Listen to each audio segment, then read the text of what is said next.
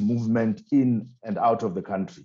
They also imposed the curfew from 18 hours to 6 in the morning on the 5th of January, and this remains in place. On the 4th of February, Zimbabwe extended the total lockdown to the 15th of February.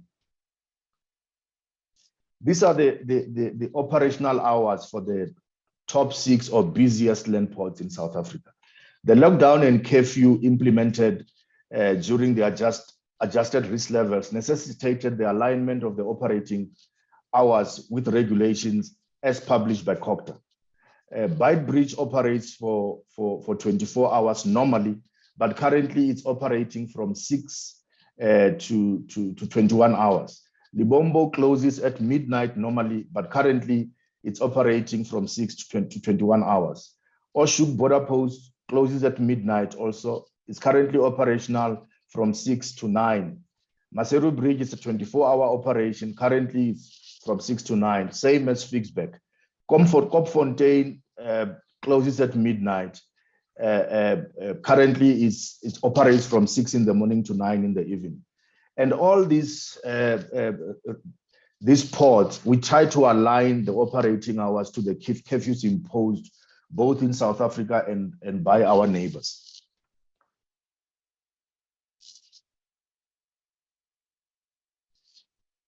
The staff capacity at Port Health, at our port of entry has been a very worrying factor.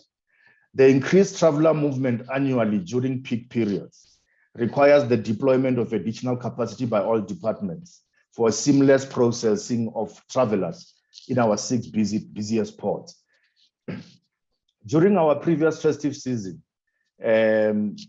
we had to implement the same measures in terms of how we deal with movement of people, and also given the pandemic that was upon us.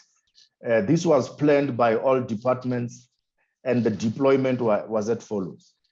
I need to emphasize one point here, Honorable Chair, that when travelers come into South Africa, they are processed by 2 departments.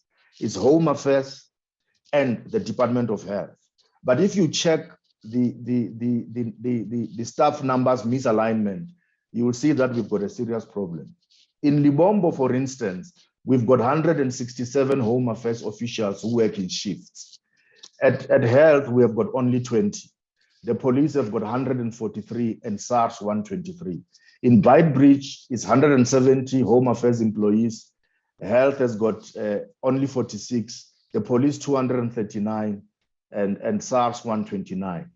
It is the same with all the other ports of entry. The input by Health is very minimal, and this led to the congestion in December. Just to illustrate that point further, you can see the picture on the right. While there was congestion at the testing stations, there were no people at immigration, because that's where the clog was. And it's very important to emphasize that staff shortages on the health side was the main reason why we experienced congestion in December and January. Still on deployment of health capacity, this information below illustrates the deployed capacity over the festive season as received from the health department. This is the same capacity that is available for the reopening of the borders. And the experience in January 2021 suggests that we may experience the same challenges of congestion at testing stations. In Beitbridge, Port Health had a staff complement of 46, and then the National Health Laboratory Services had 3 testing stations and 16 officials. These people were stretched to their limits. In Libombo, Health had 20, and then NHLS had 3 testing stations and 16 personnel to man the stations. In Libombo, we're also lucky to have 2 private sector testing stations with 18 people manning them according to the shifts that are there. In Oshuk, it was similar. In Maseru Bridge, we had 2 mobile stations from NHLS and only 12 officials. So I think this was just to illustrate the challenges that our colleagues in health have.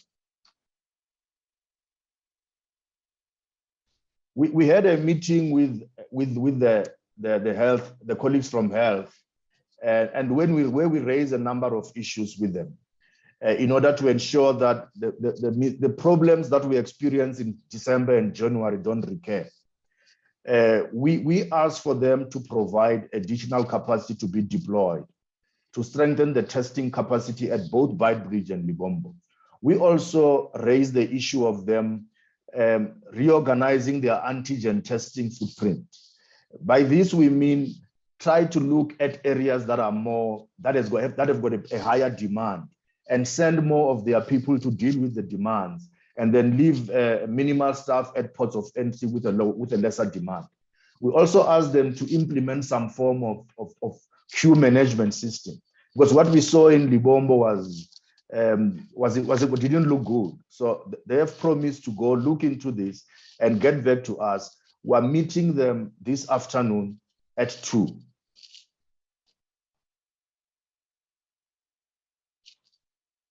The implementation plan for reopening. So there are certain things that, like the minister said, we've been having meetings with our colleagues across the departments, and we have agreed on certain things that needed to be done. There was an issue of infrastructure that to ensure that COVID protocols are complied with, like signage, markings to assist in social distancing. All this has been done. I take full responsibility for it, and it will be implemented no later than the 12th in all the ports. The installation of sanitizing stations, railing, and some fencing to control movement and ensure social distancing. This will be implemented on the 14th. We spoke to the service provider yesterday. They have confirmed that everything will be there by no later than the 14th. Enforcement of COVID regulations, the police have taken this responsibility. They've tasked their commanders on the ground to ensure that it happens. And also the prop joints have been activated to ensure that public order policing is deployed to deal with unruly crowds and travelers should a need arise. Like I said, we'll be having these final discussions this afternoon with health and national health laboratories to look into capacity to be deployed. We hope to have all the answers this afternoon. On the deployment of military health services, we have spoken to them. They'll be ready to deploy. Like I said, the NHLS is going to consider additional capacity at all those ports. We also had a meeting last week with the Limpopo transport authorities, looking into how do we manage traffic between Musina and Beitbridge border post. We have agreed that we are going to keep the queue on the N1 by trucks for only 700 meters. If it becomes more than that, we're going to divert trucks to the truck holding areas at the truck stops, and there'll be permanent or full-time traffic officers deployed on the N1 and at points at which traffic diverts to the holding areas. We've also activated the Provincial Joint Operational Committee in Limpopo. They had a meeting yesterday there to do a final dry run. Everything is in place. We're also having a discussion with relevant stakeholders like the trucking and forwarding associations to ensure that their members comply with the rules and the traffic regulations during that period.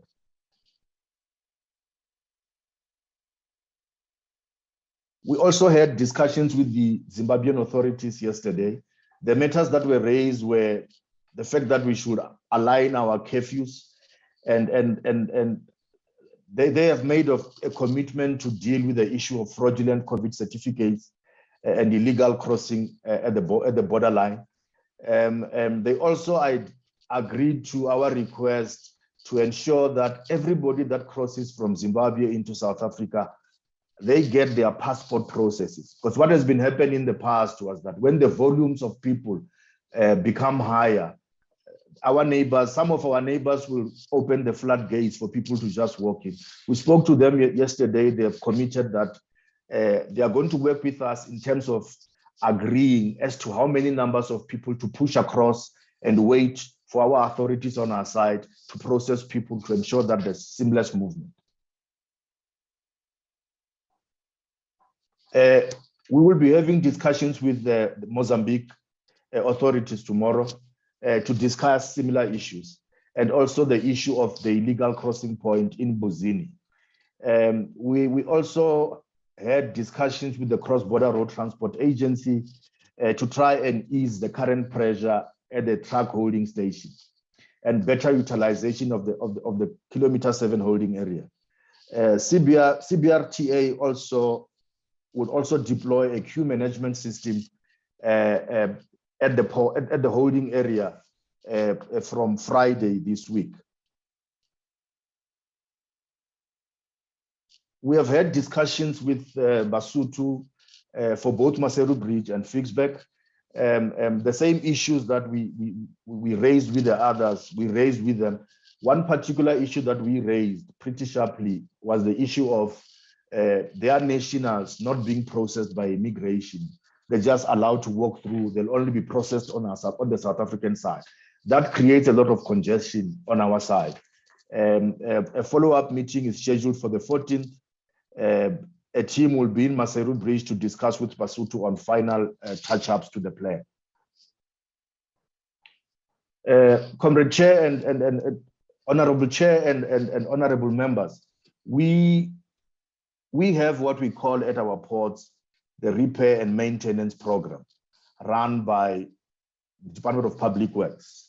It's meant to maintain and keep the land ports infrastructure up to standard, clean, and also ensuring that if something breaks, it gets fixed immediately. Just like at seaports and airports. At seaports, you've got a Transnet Ports Authority, that is the landlord. At airports, you've got AXA. And we don't have the problems in seaports and airports that we have in land borders. So we've got very serious challenges at those land borders. And the DPW is battling to renew contracts that are there. Some of the contracts have expired. So as an intervention, the DG Home Affairs will be meeting with the acting DG at Public Works to try and look into what interim measure can be put in place until those contracts are renewed.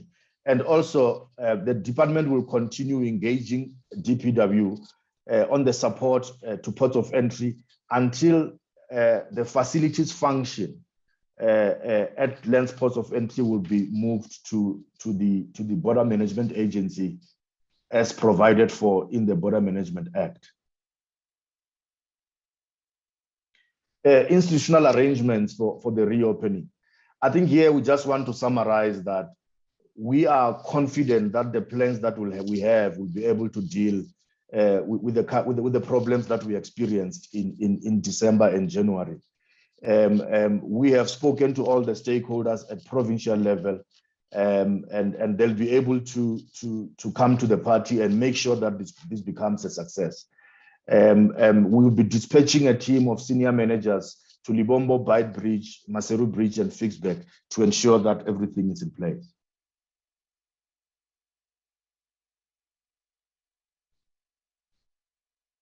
There was an issue raised and I think we just want to touch on it by saying that on the one-stop border post, we're still waiting for the parliamentary process of consultation and the public consultation. Once that is done, I think we'll come and brief the committee. It is recommended that the portfolio committee note and support this plan. Thank you, Honorable Chair and Honorable Members.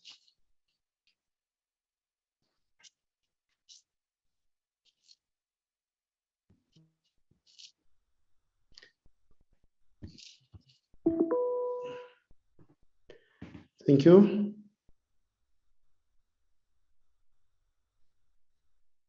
Can we close the presentation? Thank you. Minister, do you want to say something? No, Chairperson. I think I'll wait for the questions. I think he has presented everything that needs to be said. Thank you very much. Honorable members, we will take your questions and comments. You'll note that the issue of the port of entry is one matter that everyone in the Republic is really worried about. So we've got to make sure that our roadmap is quite very clear. But thank you very much, Acting Commissioner and the Minister, for the presentation. I'm going to take Honorable Mudises number 1, Honorable Lizelle number 2, Honorable Asnat number 3, Honorable Kanyile number 4, Honorable Mkini number 5, Honorable Lekhwase number 6, Honorable Pillay number 7, Honorable Janji number 8, Honorable Chabane number 9, and Honorable Mwela to whip all of us. The last is will be Mwela. In that order, honorable members. Thank you so much, Chairperson. Let me also take this opportunity and appreciate the presentation as it has been done by Mr. Tomi. Can you raise your voice? And also appreciate the plans that they've tried to put forward in order to deal with the challenges or to avoid the challenges that we would have experienced in the past. I believe also largely that the challenges there rest with port health. So it is going to be important that we also know, or the department also make an effort to interact with port health or the Department of Health, just to understand and know what are they planning moving forward in order to deal with the challenges that we faced, particularly with the testing. I'm also worried that the plans may seem as if they are also temporary or they are of a short term. Considering that the Easter holiday is approaching, we need to have more tighter or more stringent plans that could be effective for us to be able to deal with the large congestions or activities that will take place at the borders. We know that holidays poses a huge challenge. So Easter is nearing, and we need to have proper plans for us to be able to deal with the challenges at the borders in a long term. So I want to believe that these plans are of a short term or are temporarily so. We appreciate also the interaction that has been made by the department with our neighboring countries or our counterparts in our neighboring countries in order for us to be able to deal with these challenges. I think it is important so that we have a synergy in the management of movement of the borders, because it doesn't also assist that we would put plans forward and the challenges mostly again will rest with the movements or activities that are happening on the other side of the borders. So that engagement with our counterparts is very important, and we appreciate it. We also appreciate the fact that there's coordination with other stakeholders within. But I'm worried that it may seem as if you are leaving the SANDF behind. So I would want to encourage the department that please coordinate with the SANDF as well. I think they can be able to assist with capacity from the SAMS services in order to assist with port health to conduct testing at the borders. I think, Chair, for me, that will be all for now. Thank you. Thank you. Honorable Koche. Thank you very much, Chairperson, and thank you very much to the Minister and his team for this presentation, this plan. As the previous colleague had said, it looks like, and even yourself, it looks like a good plan on paper, but often we find that, of course, it's when we have to implement a plan that we sometimes fail. So hopefully it will not be the case in this instance. But I would like to focus on slide 6, where we speak about Limbombo. During the presentation, it was said that we have identified this as an area where illegal crossings have been taking place. In fact, the slide says it's a crossing area for illegal Pakistani, Somali, Bangladeshi, Indian, Ethiopian, and Chinese nationals using Emirates through Dubai. So my question really is then, if we've identified this in the past as an area of concern where these illegal practices are taking place, what type of interventions have we put in place to stop this illegal practice from taking place? Because the fact of the matter is we're now speaking about the opening of borders, so that will in fact exacerbate the illegal crossings that we've identified. So my real question is, what is the plan to stop this from happening? Because it's no good for us to just list it as something that's happening or an area of concern, but there's no plan of action. And I'm listing this specifically because, Chairperson, you'll know that there's an outcry from South Africans at large, but also from organizations like the MKVA in particular, about shops owned by Pakistani, Somali, Bangladeshi, Ethiopian, and other nationals who have wiped out our spaza shops. So if we know that this practice is taking place at a large scale, why are we not putting in place interventions to stop it from happening? So just that. Then on slide 19, the discussions with Zimbabwe, which was held on the 8th of February. Again, we thank the department for engaging with our sister countries. But my question is, if we've identified the Zimbabwean police and the SANDF as being part and parcel of the illegal operations, then I'm quite interested to understand what type of undertaking would our counterparts have given us in terms of helping us to stop the illegal crossings. And my question is, if we don't get any assistance from the Zimbabweans going forward, what will our department do to ensure cooperation from our Zimbabwean neighbors? Are we going to escalate the matter maybe to the presidency or wherever, or will we just be content with Zimbabwe not working with us and thereby not respecting our sovereignty and our laws? With regards to engagement, slide 14 speaks with regards to engagement with neighboring countries for tests to be done in that neighboring country, supported by the NHLS. And I think this is a step in the right direction. I think it's a good intervention.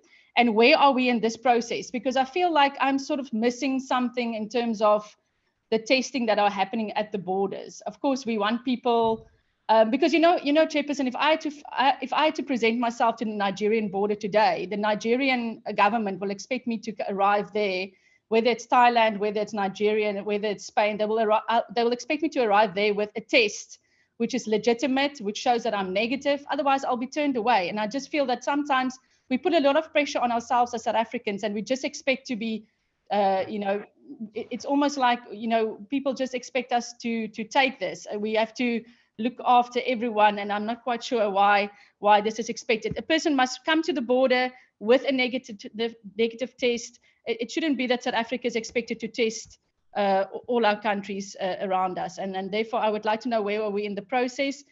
With regards to the BMA, the minister spoke earlier about us having an acting commissioner currently. I'm not sure if it's an acting commissioner or it's a deputy commissioner, but I would like to know how far are we in appointing the permanent commissioners, the permanent commissioner, the deputies, and the guards that the minister spoke about. And also, I would like to know what has been the developments with regards to the protocol agreements with the other departments, such as the SANDF and all the other departments that we should be working with in terms of rolling out the BMA.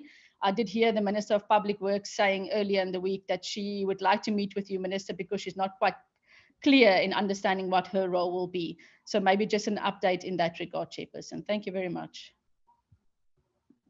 Thank you, Honorable Lizelle. Honorable Moleko. Thank you very much, Chairperson. Let me start by appreciating the presentation made by the department. It was really a comprehensive presentation which touches the critical issues that need to be attended by the department. Chairperson, I also acknowledge the implementation plan for the reopening of the border post by the department. It has also included a time frame on what needs to be done and when by who. So I think it is really impressive. Also, the intervention plan made by the department, I think it also touches critical issues that need the intervention by the department that are affected. But Chairperson, I also want to raise the issue on the congestion that occurred during the festive season. I just want to caution the department to make sure that they start planning now, because as we are approaching the Easter holidays, we should not experience the challenges that we have experienced during the festive season. I think history should not repeat itself. So the department must start now for planning for the Easter holidays to alleviate any challenges that can be arise in the future.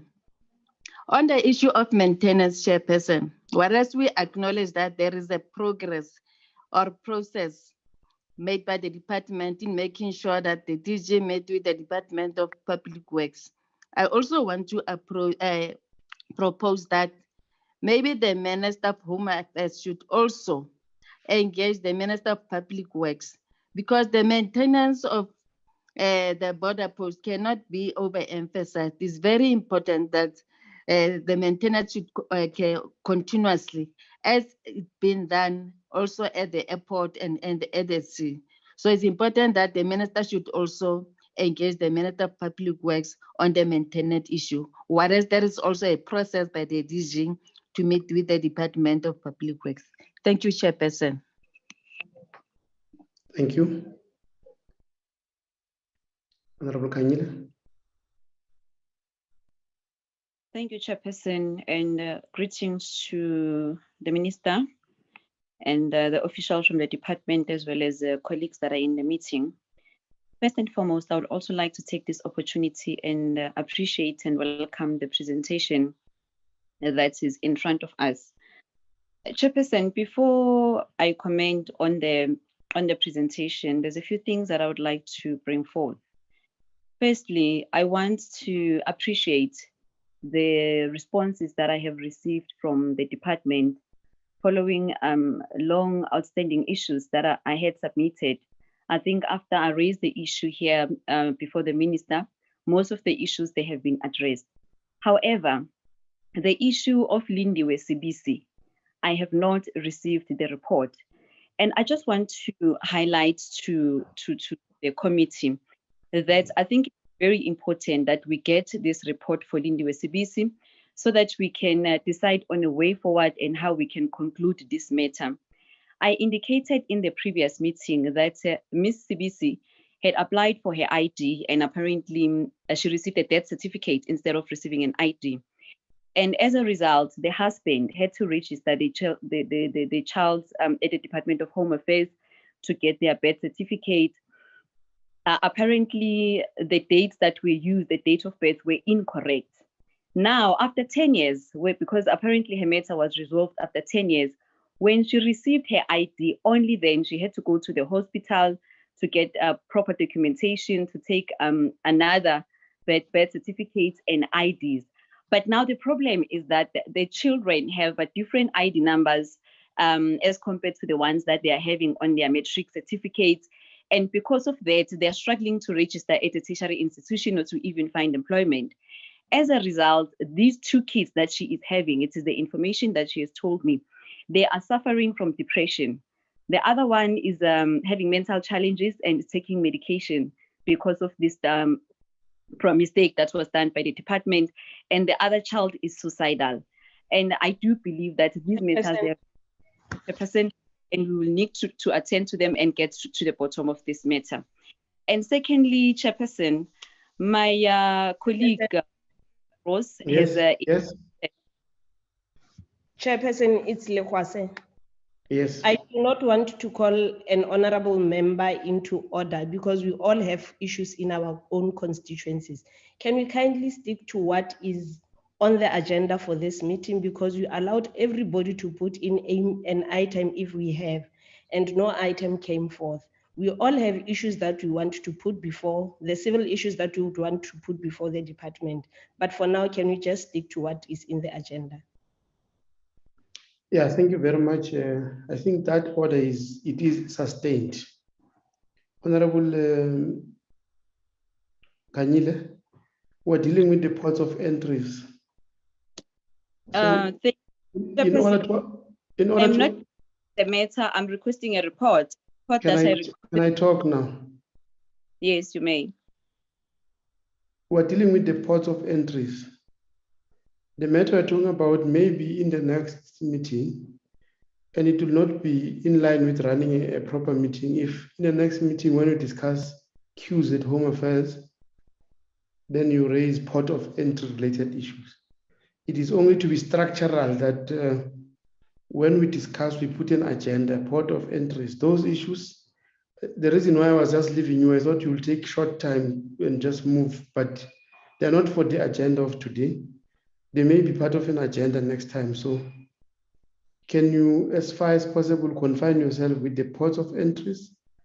And that report will deal with it at an appropriate time. And those sort of complaint, I have also received that complaint and a letter from yourself. I think we're attending to it appropriately. But for today, please, let's confine ourselves to developing and assisting the department on the roadmap towards ensuring that the ports of entries do not give us the same problem they gave us before. Thank you. Okay, no, it's fine. I guess I'll send you something in writing. Chairperson, secondly, the issue that I want to speak to, it is the issue on page 13, on slide 13 of the presentation. It looks like the department does not have confidence that they are ready to open the land ports and without any congestion. I think that is confirmed on the slide in the second bulletin. And also they have indicated that they'll be having a meeting with the Department of Health and the NHLS. I believe that meeting is taking place today. I want to suggest that can we have another meeting maybe before the end of this week, considering that there is a possibility that the ports of entry, an announcement that they will be opened, it will be done maybe by the end of this week. Can I propose that as a way forward, can we have another meeting, say on Thursday, to get a proper feedback from the department, because we understand that the department is responsible for coordinating the issues around the ports of entry, to get a report or responses from the Department of Health on the request that they have put forward, because the acting commissioner has indicated that they have requested that they give them more staff. Because if you look at that presentation, it shows that the Department of Health does not have sufficient staff. So there is a high possibility that we will experience congestion again. And if we want to know that those matters are attended to, I suggest that we have another meeting. Also, I remember in the last meeting, we requested a multi-stakeholders meeting, or a meeting with the other departments, so that we can be able to engage with them. I think it would have been better if we had the Department of Health here, but now that they are not here, can we suggest that as a way forward, following their meeting with the Department of Health, we have another meeting with the Department of Home Affairs sometime this week to get feedback from what they would have received from the Department of Health. I think that is my suggestion. Oh, another thing that I have noted during the presentation, I understand that the department had engagements with Zimbabwe and other neighboring countries, but we did not get feedback from those engagements. Is it possible that maybe they provide feedback from those discussions? Thank you so much. Thank you, Honorable Kanyile. Honorable Mgini. Thank you very much, Chairperson. Am I audible? That's correct. Thank you very much, Chairperson. Mine will be clear, and I want the department to listen very carefully, especially that the minister responsible. I've read the presentation in detail and went through it. You see, for me, this presentation shows that the department was not ready even also in December for those ports of entry. That's number one. Looking at the amount of work that they have to do to ensure that this port of entry, they are ready for the port of entry. Number two, slide pages 1 and 10. It's what we know. It's what we know. And actually they have actually now introduced another problem now again. Because now there's a lot of, we can even go and further ask what was the involvement of the Zimbabwean police to help the people across the border. They're trying to fundraise excuses on the incompetence that we saw in December. Because this meeting here was to say the state of readiness. We wanted to know exactly how are they going to open. Most of the pages from 1 to 10 and the others that I've marked here, they're just history and trying to fundraise the excuses why they did not do that and come with some history and all of that. We've got a report here. We know what happened. We went there physically as the committee. We know what happened. We debated here and then also we submitted the whole report. I think all the political parties, they say those are the true reflection of what we saw. Now they are taking now, they are coming through the back door trying to justify their failures.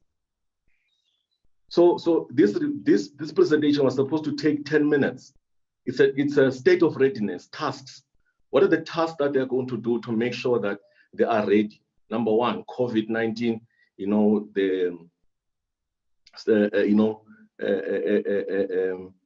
state of readiness, the implementation of the COVID-19 regulation, sanitization, and all those kind of stuff like that. We're not stupid, because this presentation is full of flaws. I can point number one, go to page 5 of your slide. The complete test takes 15 minutes. It doesn't take 15 minutes. It doesn't take 15 minutes. It takes 1 minute for the antigen test. And then the screening. The screening takes about 2 minutes. The whole process for one person can take not less than 5 minutes. We did an experiment, not 15 minutes. The 15 minutes that you're talking about is because there was a lack of capacity. When we went there was a huge problem with the Board of Health. I thought maybe here, Chairperson, we'll get a detailed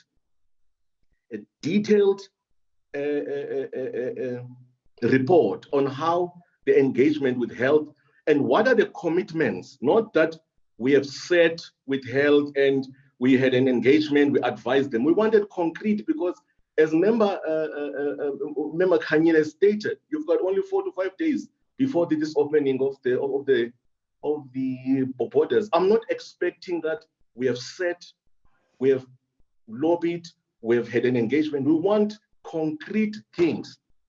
State of readiness. Check, we've done this. Check, this has been done. Check, this has been done. Simple as that. And then the presentation is actually the 10 minutes. So we have seen that there was the main problem there, without all that you mentioned, the traffic and all the other stuff that you were talking about. There was no people and personnel. The main problem was the Board of Health. They did not deploy people. When we went there was only one person who was working, and SNADF. You never dwelt on that. You've got only one slide on Board of Health, 1 or 2 slides on Board of Health. Should have dwelt more. The slide which is here, which is proper, is slide 12. Slide 12 it tells you what was the problem. Because if you look using science, because you need to be using science, stop being political. You always political things when you're presenting us reports and engage. You always being political, because you see that is why, Minister, you always go on TV and say that those people of those committees are incompetent. Maybe we don't read these reports. You must use science. Science told you that the people who are crossing over actually it looks as if there were less. The problem was you should identify what was the main problem, and we advise you as a committee. The main problem was the coordination of the Port of Health. Port of Health did not deploy enough people. You had, in the screening area, there were only 2 people. In a sea of many people who wanted to actually come into SA. So I agree with Member Kanyile. We need to have another meeting, Chairperson, to get a detailed report in terms of the COVID-19 implementation, those regulations, sanitizing, social distances. We must get pictures that it was done, because in Limpopo there was none. For the people who were sitting there, there was no social distancing and all of that. So we must be honest here. When we're having a mediocre presentation, we must say that it was mediocre presentation. It was done at haste as a tick box exercise. And we must not actually allow those kind of things there. We had another big problem there, Chairperson. I'm going to try to be short and actually save time. So the others, if you look here, there was a problem there of ATM, people paying. The payment of those tests. How is the department going to make sure that people don't go into miles and miles and going to withdraw money so that they can pay for those tests? Have you thought of that? Have you thought of how people are going to be eating there? Because Tuesday, say, some of the people are sleeping there. Have you thought about those things? How are you going to contain those kind of things? Practical things, not things which are pie in the sky. Go and think and walk it step by step. Be on the shoes of those people. Because the people were sleeping there. And I saw in some of the slides that this Port of Health, especially the one of Limpopo, it closes at 12 o'clock. What happens if you still have a queue? What happens to the people there? How are you going to be containing those, the people there? You don't need POPs. You don't need POPs. You're going to be inciting violence. Stop with the violence. Stop, because you haven't done a proper thorough situation analysis first. You want to deploy people to beat up people there and seem to be doing something. Don't do that. I don't support that, the deployment of POPs. Because you're going to have now a genocide. You're going to have the massacre there. Deal with the problem. The problem that we had there was the deployment of Port of Health, and also there was no social distancing, there was no sanitization, and all those kind of actually things, the PPEs and all of that. There was no coordination, proper coordination on that department itself. So look into that first before you bring in a lot of reinforcement so that people can get intimidated, because there you can have a huge problem there. I want to suggest that I've got some comments on each slide on these things. That maybe some of those things I'm going to ensure that I send them to you. We need to get a commitment. NHLS, how many personnel are they going to deploy? We need a commitment, Chairperson and Minister. We need a commitment that they're going to, instead of having 3, they're going to increase it to 10. I suggest 10, because mathematics showed me that with that amount of people that we saw there, which were, by the way, a super spreader by the event, if you have 10 people testing and another 10 to 20 people screening, you can clear that thing up within 30 minutes. You can actually, I'm saying this thing on record, and then you can hold me into account on those things there. Let me check here very quickly some of my notes. Yes, you said that the truck queues larger than 700 You can't meters. take you can't speak alone. It's a meeting of a committee. Yeah, sure, Chairperson. I'm going to wrap up. No truck queues longer than 700 meters. How will they be stopped? Because are you going to make sure that you're going to take those trucks and they are going to pull them? How are you going to do that?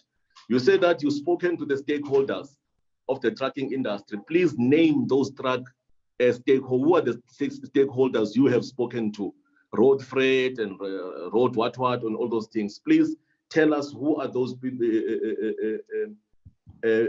people there. There's a very question that I wanted to ask very quickly, Chair, before I actually go. It's the very, very last one that I deem to be very important. Where's that question now? Yes, on the issue of the Zimbabwean guys. So we need to make sure that we maintain a proper relationship between our African countries, because there is a complaint that South Africans are acting like big brothers. So there must be a proper diplomacy between the two countries and ongoing engagement each and every time. So we need to be looking into that, Chair. So what I'll do is that I'm going to be submitting some of the observations on this that I've seen on this, the presentation, and ensure that those things are actually done. I agree that let us meet again, but now when we meet, please, Chairperson, we don't want task. We want to act by who, by when, by who, it's how, by who, and by when. Very simple. All tasks must be executed. This report, this presentation does not have timelines and the deadlines. It is just the thing is, it's a very vague, the presentation. I say that it must actually go back. I don't support it. Thank you. Thank you. Members, I think I should warn about the time we're taking. We must look at the agenda. Otherwise, we may not finish these agenda items. If we are going to take the whole time, and I don't intend restricting members to a specific time. Let's try to engage as far as possible, as robust and as informative as possible, but the time must also be a factor that is taken into account. Honorable Lekota. Thank you very much, Chairperson, and good morning to everybody that is on the Portfolio Committee this morning. Chair, one must appreciate the efforts taken by the department in making sure that there's a detailed plan in place that will make things easy for the operation of border post. My wish is that this plan includes the peak time, like as we're going to be facing the Easter. This must be a plan that should be implemented to avoid what we saw in December. I will not talk much on that because previous speakers have already spoken on that. And one must also appreciate the continuous discussions that the department are having with stakeholders and other African countries on the movement along the border post. Chair, I would not want to have any questions towards the department because there are ongoing negotiations, there are ongoing discussions. I want to concur that there should be another meeting after all these discussions or after all these deliberations has been done. Maybe we can be called into a meeting just to give us a brief of the conclusion and the final plan of the reopening of the borders. And also, Chair, I want to emphasize on the coordination of these state organs that operate at the border post. And in my view, this should be championed by the Department of Home Affairs, of which I think it would also make it easy for the acting commissioner of the BMA to account on the activities around the border post. But let me say, Chair, I welcome the efforts made by the department on having this plan going forward. Thank you, Chair. Thank you. Honorable Pillay. Thank you very much, Honorable Chairperson. Firstly, let me welcome the presentation and say that we fully support it.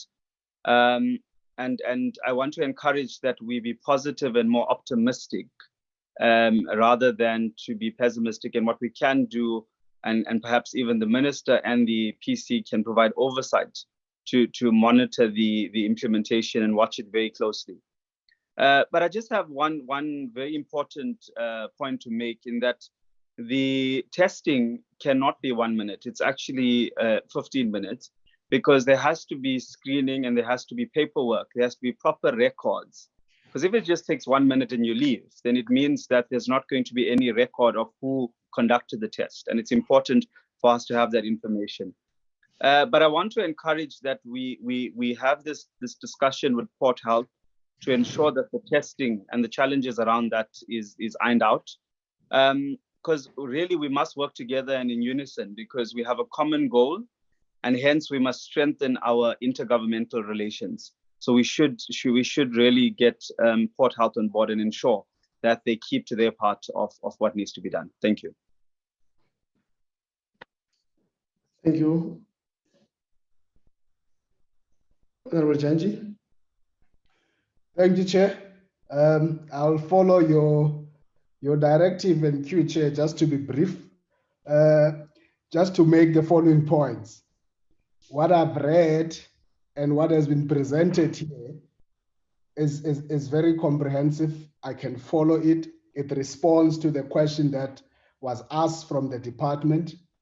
And perhaps I understand that perhaps we look at things differently. But I want to add my voice to the colleagues that are supporting this presentation, but also to make the point, Chair, that if we have to meet, if you must call us back again, it would not be because there's nothing clear in this report. Nothing, it's very comprehensive. You will call us because we're going to be saying before the 15th, something is changing or something is not happening. For the minister, we're going to be watching the space from this presentation, what you are saying to us, and as we always do, we're just going to walk next to you to check that we scrutinize the work, do our oversight. Otherwise, it's work so far, a good progress. I just want to say that so that we don't waste time on other issues of grandstanding and so on. Thank you very much. Thank you. Honorable Chaban.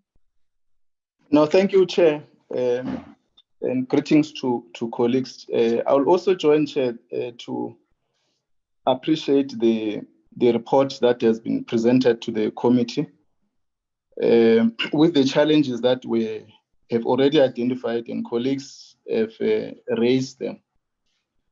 But Chairperson, this plan reflects the committee decision, because it's us members of the committee who have assigned the department to look on areas that must constitute this report as it has been presented to us. It's us that we have identified through the oversight work, both at Libombo and Bedbridge and Mbuzini. And these are some of the issues that are coming out from the report, which reflect the terms of reference, if I may indicate like that, on the identified areas and where the department must focus. And this report, Chairperson, outlines the interaction which the committee have also raised on its interaction with the neighboring countries. And this report that give that indication in terms of the progress work, which we must appreciate at the committee. It gave indication on the stakeholder relations, how in terms of the preparation for the reopening of the borders. And also the provincial interaction indicates citing the provincial government of Limpopo and Mpumalanga in the main. So it gives account to what the committee has observed and directed the department to look at, which we must appreciate as a committee. But Chairperson, on the area of the Port Health, you know that in the previous committee, we did request that the department, when they come to the meeting today, they must bring along the Port Health, so that certain areas which are not clarified, they are able to be accountable. Exactly. Particularly on the issues that we have identified in the Limpopo. It was going to be helpful.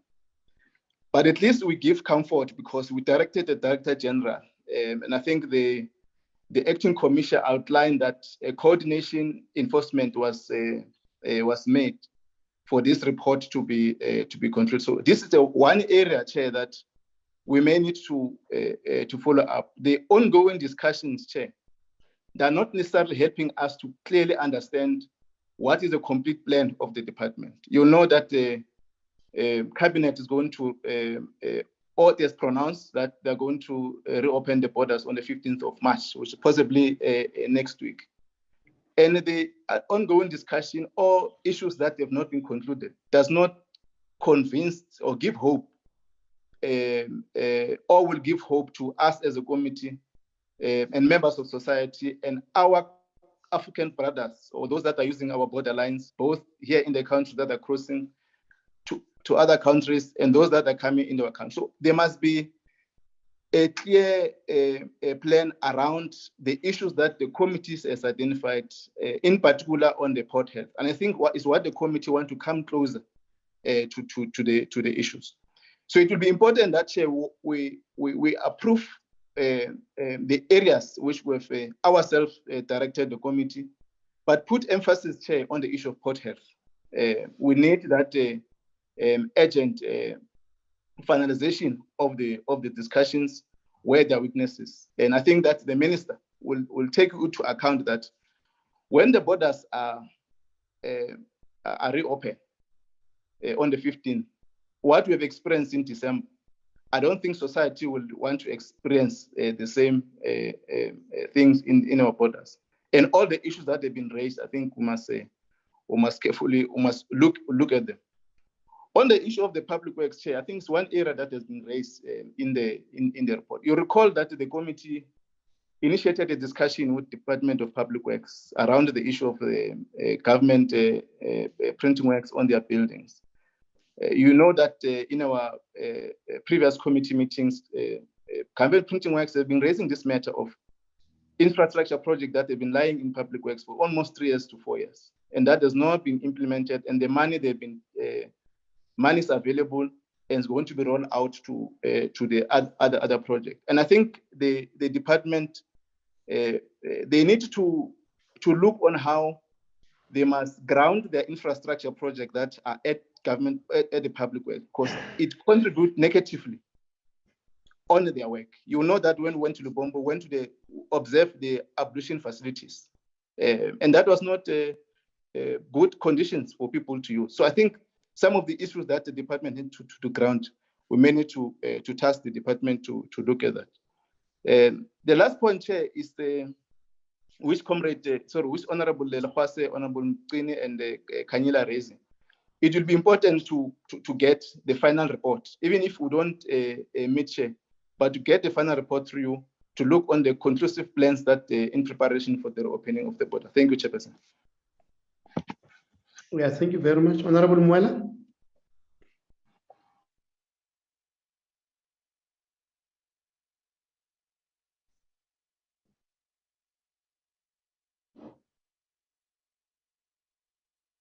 Honorable Mwela.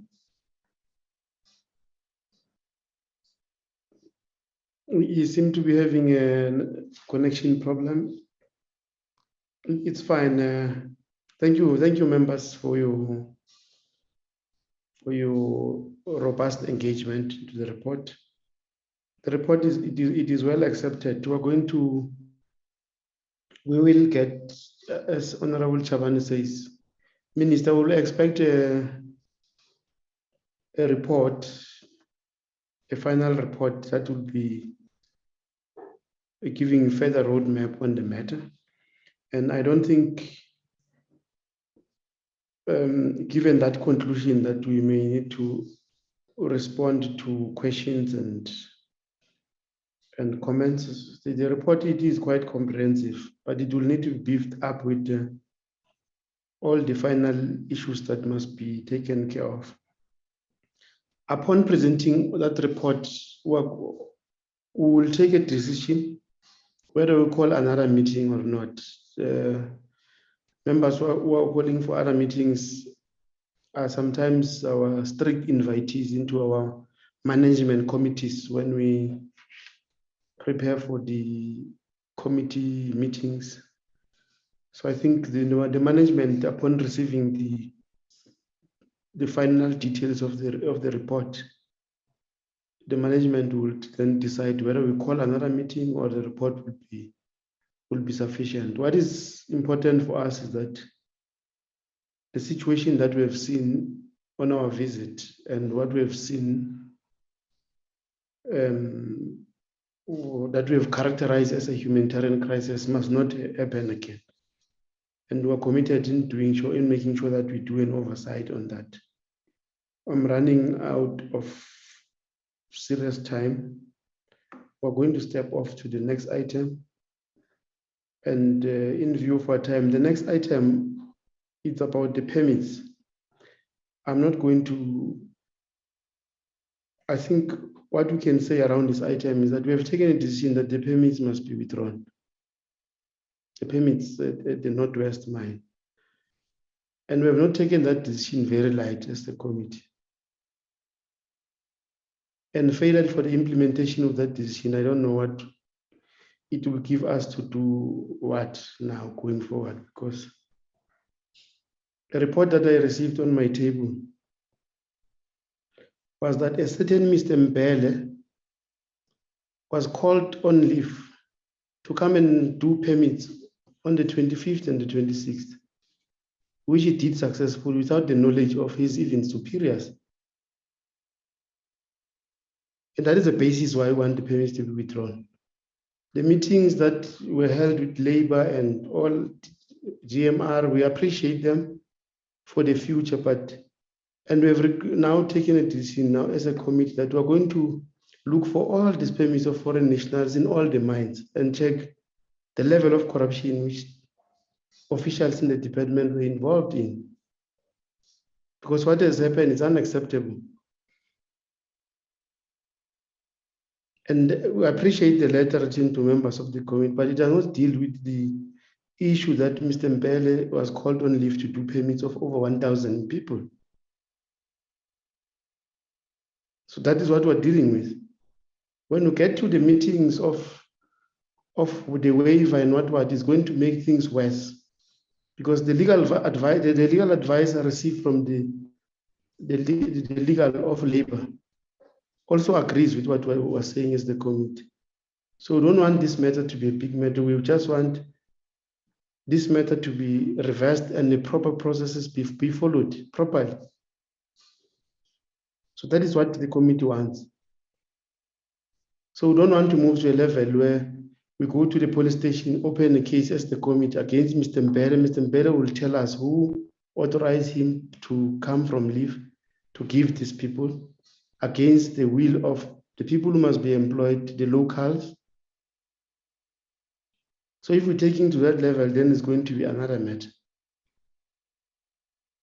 So I think that is what we got members as a response, that there's a meeting, DMR and so on. I can just take two hands of members to talk on this matter and we close it. I will allow you Mgcine and Chabane quickly because we're running out of time. The next item is going to be taking a lot of what I see Mgcine up and Chabane quickly in less than 2 minutes. Okay, no, thanks, Chair. That is fine. Yes, Chair. I wanted to check with the department very quickly is that if the decision of the committee it has been taken, why who vetoed it? Because it was clear, as you are saying, that these permits must be reversed, an investigation led by the DHT it must be done, and all of that. And also, we wanted to remind the department very quickly that on Section 197, it does not say to you that these permits must be printed very quickly in the agency that it is actually there. And I have a submission here with me that I've been working on, of which I will send it formally to you on the waiver as well, because this legal opinion that I even checked with the other lawyers, it says that the minister has overstepped his authority to waiver this issue, because Labour is supposed to be involved in terms of these permits. And also the pronouncement by the president does not give a precedence that rules must be flouted and all of that. And we've done also, I've checked on their response on the one-stop shop. One-stop shop, I was part of the opening of the one-stop shop. It is all departments into one area that can assist investors which are coming in. I was involved when Lebohang Maile was the MEC. I was actually an MP in the legislature. So let us not be deviated in terms of what actually is the matter. The matter here is that there is corruption that has happened. Permits have been issued illegally. These permits, we said, okay, we don't want to make this big hoo-ha. Let the permits be withdrawn, and also make sure that an investigation is done with the timelines. So I agree with you, Chair. Let us actually implement the resolution of the committee. And I wanted to check for you, if a committee takes a decision and gets vetoed by the department, where do we are wasting time in terms of coming to these committees. We take a decision of which the minister, the DGs and other officials were part of this meeting. They did not say anything. So, but now after this meeting, everything was actually vetoed, and we're still standing here that the permits are actually they're not being withdrawn. And I'm not sure now what is the status of the investigation and all of that. Now, that is my input, Chairperson. I've got a very rough input of what I'm talking about right now. I'll submit it into the secretary to be sent into the minister. Thank you very much. Thank you, Honorable Chabane. Thanks, Chair. Without wasting time, Chair, in the last committee, there are two issues we resolved on, which you have outlined, of withdrawing the permits, and the report that we must get from the department in terms of the extension of investigation around this thing of the permits.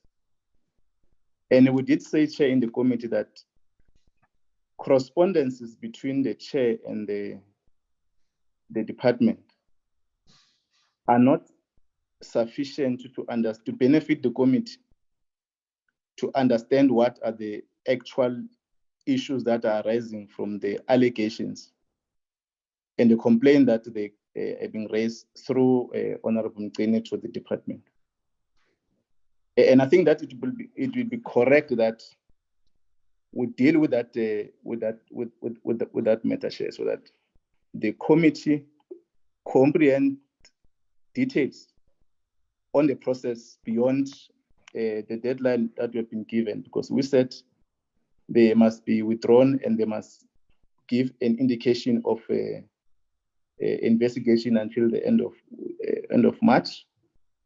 But we again said that they must be beyond investigation in all the mines, because if we don't get an accurate details on behalf of our people, it may appear that the same things is happening at the level of the department. So the department must come closer to the committee. What we may need to do, Chair, is to caution the minister and his team to be closer to the issues that the committee is raising, in which you have articulately outlined, Chair, because it may not of assistance to deal with the correspondences without factual details as a report when the process has started and where we need to do the oversight. The new issue, Chair, which I think you are raising, that it appears there's a misconduct of a person whom you have named at the department. Those are some of the issues that the committee needs to get into detail so that we uproot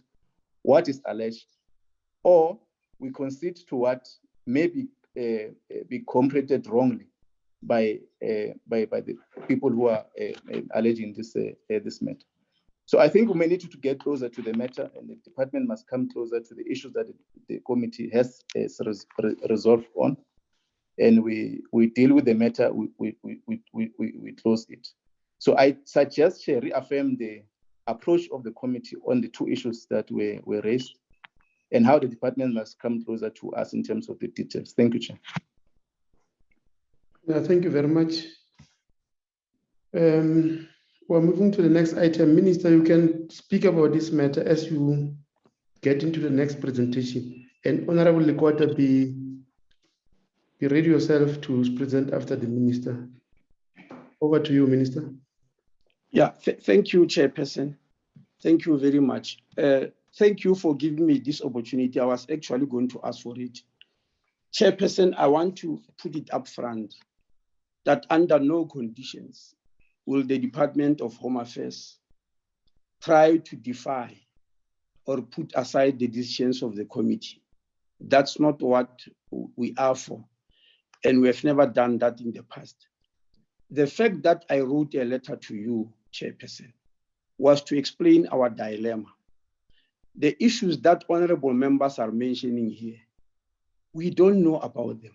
We do not have any evidence, legal or otherwise, that there's been corruption here and it's being investigated. Secondly, Chairperson, there are legal implications to the instruction you have given us of withdrawing the permits. There are court implications. If then the department believe we are defying them, I will then plead, if the honorable members of the portfolio committee believe we are defying them, I will then plead that usually what I've seen is that for committees to take such very serious decisions, you need hearings, and I'm ready for that. Why don't you call all the stakeholders and the people who are involved for a hearing in front of the committee? I'm sure even the private companies would like to arrive, would like to appear in front of the committee and clear themselves. As I'm speaking here, there is an exchange of letters from very big law firms on this issue with differing opinions. And we don't have the information that we're having. Why don't you call that hearing, call the mining houses, call Department of Labor, call everybody in a public hearing to hear exactly what has happened? Because I'm afraid if we just withdraw the permits as we are being instructed, and I'm emphasizing, there are legal precedents on this issue. There are already court cases in the High Court that have already happened. What are we going to say? That I've gone against the law because the committee so desired? I don't believe the committee also desires to go against the laws of the country. So I'll really plead, very humbly, Chairperson, that before such a decision is taken, call a hearing if the information that we are giving as Department of Home Affairs is not sufficient for you, because there have been many stakeholders in this regard. The person who is supposed to have lodged a complaint, we have seen a letter, though informally, from the company disowning him, saying they don't have such a complaint that has been laid. The issue of issuing permits over Christmas, we are also not aware of it. That's why it will be proved in those hearings where a document will be produced that somebody issued permits on Christmas Day or on Boxing Day. We are not privy to that type of information. So it's very difficult for us to act on the instruction when we look at the legality of what might happen, the court cases that might take place thereafter. Thank you, Honorable Chair. No, thanks. Thanks, Minister. We will call a hearing. We'll call Mr. Mbele and the legal of Home Affairs and the legal of not those mining companies. We have nothing to do with the mining companies. We have something to do with the processes of government being followed in a proper way, and hold the executive and the government official accountable for their actions that are not in line with the law and are not favorable to the people of this country. The reason why we're following this matter, I think, is very few reasons. One is that locals, people were supposed to be employed, but the permits were given by Home Affairs for over 1,000 people from Lesotho. Two is that a chap called Mbele was called on a holiday to come and give permits. That is what, and it's not something very difficult for a department to check that one. So we'll call Mr. Mbele, call the legal, and call labor legal to come and say, because we can't set a precedent where the committee has taken a decision and somebody else veto that particular decision. So we're going to follow the matter to where it's going to end. We're not going to leave it to chance. Over to you, Minister, to present over the next item. Yeah, thank you, Chairperson. We will definitely welcome such a public hearing by the committee and the relevant stakeholders witness to present, because we don't believe it's only one stakeholder. Chairperson, can I ask the Secretariat? I've sent a copy of what I'm going to present, even though it's just it's not really a presentation in the manner which Lekota is going to do. It's just an outline of progress.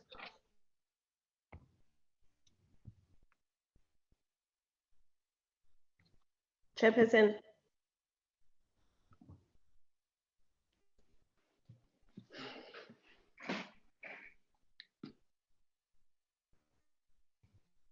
Chair. Proceed, Honorable Request. Chairperson, I'm sorry to interject while the minister is still talking, but I want to raise an issue. I don't know if I should call it a complaint. It can't be that some of the documents are sent as very late in the evening and we are expected to come to committees and deal with issues. For some of us, we are deployed by parties to this portfolio committees. There are consultations that need to be considered and to take place. For argument's sake, the term of this parliament started in 2019. There are issues of there are issues of the Fanzale commissions. There are issues of the panel on electoral reform of Kgalema Motlanthe. One needs to go and research on these issues, and one needs to consult from the party position before coming to the portfolio committee. And we set precedents, Chair, that documents that arrive late to members of the committees will not be entertained. I don't know if I'm out of order, but I think this should be raised in this committee, Chair. Thank you, Honorable Chabane. Yes, Chairperson. Okay, before Chabane, Honorable Koche. Yeah, Chairperson, I also wanted to raise this issue very sharply, because the thing is, the rules of Parliament states that committees must get presentations at least 48 hours before. So in this case, if our committee sits on a Friday, then at least we should be receiving documents on a Tuesday. We should be receiving it on a Friday. And last night we received an 85-page document at about 7 o'clock in the evening. And it's not that we cannot work throughout the night, but it's not a desirable situation. We would like to have at least time to reflect on documents, to make our notes, to consult with our caucuses.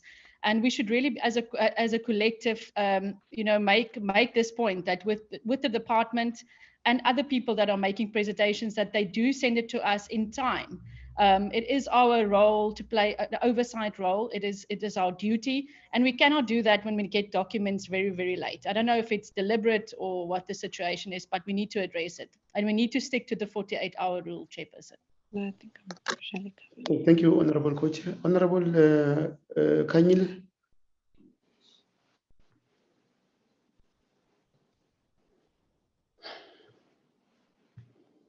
Thank you, Chairperson. I think I'm covered by both colleagues that have spoken before me, and I share the same sentiments. And another thing that I would like to propose is the way we are receiving the documents. Actually, sometimes we get some on the email, some on the WhatsApp. May I request that all the documents that are meant for the portfolio committee come through emails? Thank you so much. Thank you, Honorable Chabane. No, thanks, Chairperson. I think I share the views raised by members. And because this is an important matter of discussion that we have to interact with as members of the committee, and a conversation that must ensue with our people. And it's important, Chair, that we are consistent on the rules. You remember that there were documents which were We arrived late when we're dealing with the issue of Human Rights Commission, City of Cape Town, and some documents arrived late, and the committee took a collective decision to reschedule for another meeting. And I think if we ought to be consistent with that process, we must also use it in this matter. We know that we received those documents, in particular, the two documents, these documents of Honorable Lekota, which came at night at 7, the 82 pages. What also must come across, Chair, is that we are eager to interact with this matter because this lies on us, our responsibility to comply with the Concord judgment within the 24-hour time frame. So, Chair, I think you will guide on the process on how we must engage on it, because it will be unfair for both us as members of the committee, including Honorable Lekota, and members of the community, not to benefit sufficiently to the comprehension of the issues that are raised by both the minister and the Honorable Lekota. I think it's a matter that, Chair, you may probably guide, but we may be consistent on how the document is submitted to the committee. Thank you, Chair. No, thanks. I do appreciate the complaint or the concern, and affirm that we must be very consistent, and noting that we once chased away some people, but equaling that with the nature of the presentation today, I think I'm of the view that we're going to listen to these presentations, but obviously we won't be conclusive. Maybe let's start the conversation. Let's hear what it's in. We may not conclude on any matter, but let's put everything on record. We may limit engagement to another date when members are sufficiently prepared. I do respect that members must also consult with their parties for such an important matter that is being discussed today, because you will note that what we're discussing today is in response to the 2 years that the Constitutional Court has given us, that we need to respond and come up with a legislative framework, because the court has declared the Electoral Act 73 of 1998 inconsistent and unconstitutional to an extent that it does not allow independents to participate in the provincial and the national sphere of government. So it is an important conversation that we need to start. Like I've said, that we're trying to prepare a clear roadmap. So part of the roadmap that we need to prepare and start to come up with, it will be informed by all these pieces of information that we get from all of you members, from parties, from private citizens. And I think, as for me, I'm very happy that Honorable Lekota wants to lead the way by sharing an insight with us on what may be a best possible approach. So let us just open our hearts with the view that we may not be conclusive given that the documents came late, but let's get the documents on record. They are now with us. Let's get them on record. We will then have another time that we then interact with them conclusively. So on those bases, I think I want to allow the presentation by both the Minister and Lekota and Honorable Lekota for the record purposes and for further actioning. That is my conclusion, members, having heard whatever we have said. So I'm giving over to the Minister and afterwards, Honorable Lekota for that presentation. Over to you, Honorable Minister.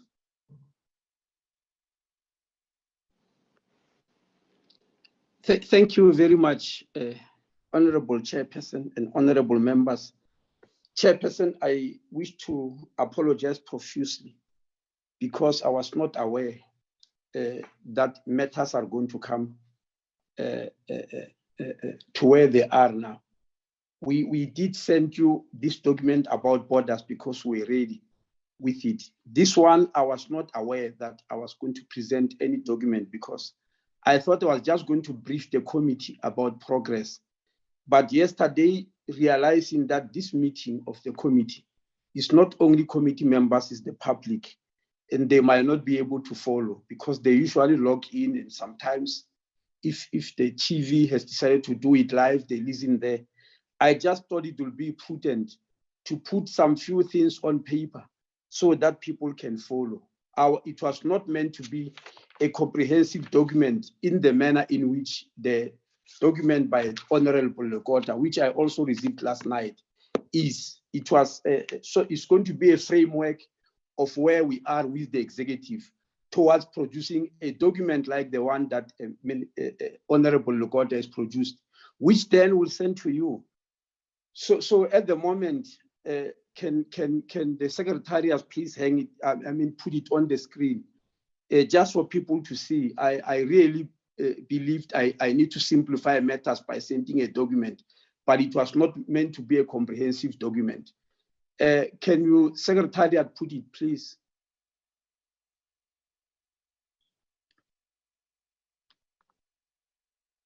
Hello? Chairperson, are there problems or are things frozen or what's going on? No, you're not frozen, Honorable Minister. No, I mean the screen. I've asked the secretariat to put things on the screen. I don't know whether it's a problem or not. Eddie, can you respond to that?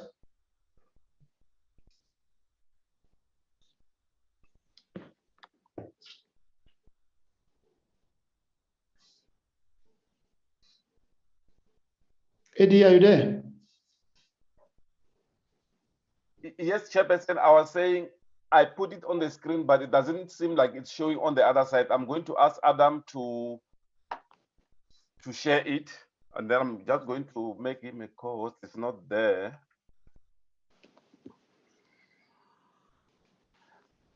Mr. I think the Minister, the members have received the presentation. Okay. So you can proceed even if it's not on screen, yeah. But for the sake of time, Eddie, in the meantime, please make sure that the IT assist us to get everything properly and orderly on the screen. Okay. So yes, in the meantime, Chairperson, I can continue. This is a progress report update on the development of the policy and development of the legislation to amend the Electoral Act 73 of 1998 to allow independent candidates to participate in the National Assembly and provincial elections. Firstly, Chairperson, we're just making a point that the Constitutional Court declared the Electoral Act 1998, Act number 73 of 1998, as unconstitutional to the extent that it requires that adult citizens may be elected to the National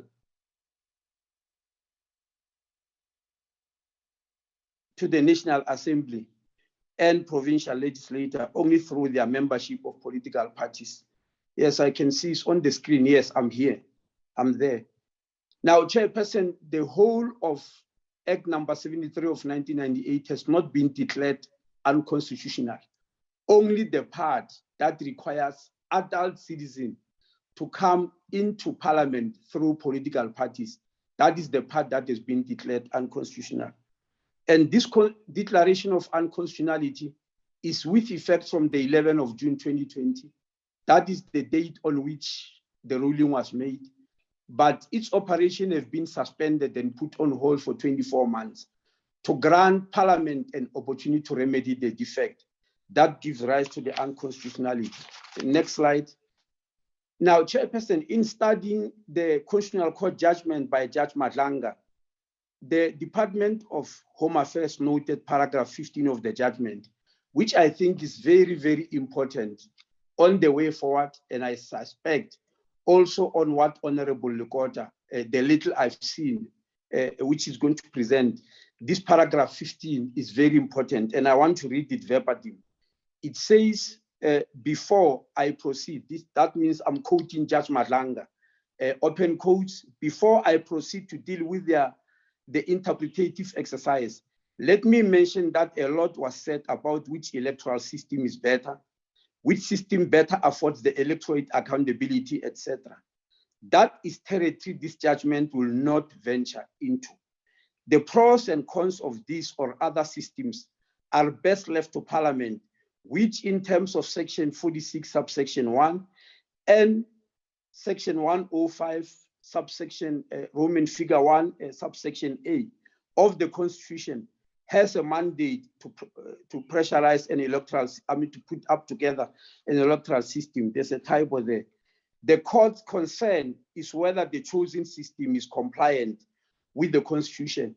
So what Judge Madlanga was saying is that it is Parliament that must come with electoral system, whichever electoral system Parliament chooses, in whatever way. The concern of the court is, at the end of the day, does it comply with the Constitution? And we are aware that Act number 73 of 1998 does not comply with the Constitution when it comes to the issue of joining political parties. So when Parliament has finally come up with an electoral system, the Constitutional Court will only look, does it comply with the Constitution? If yes, then our work will have been done. Now, next slide, please.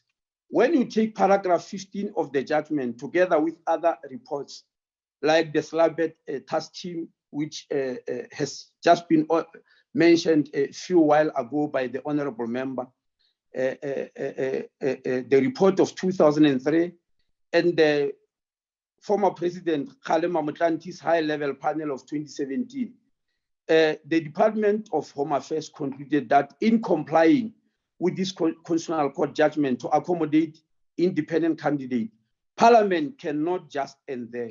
What we are emphasizing is that we've realized that it's not just a matter of substitution, of going into Act number 73 of 1998 and saying, yes, from now onwards, we are allowing independent candidates. No, we don't think so.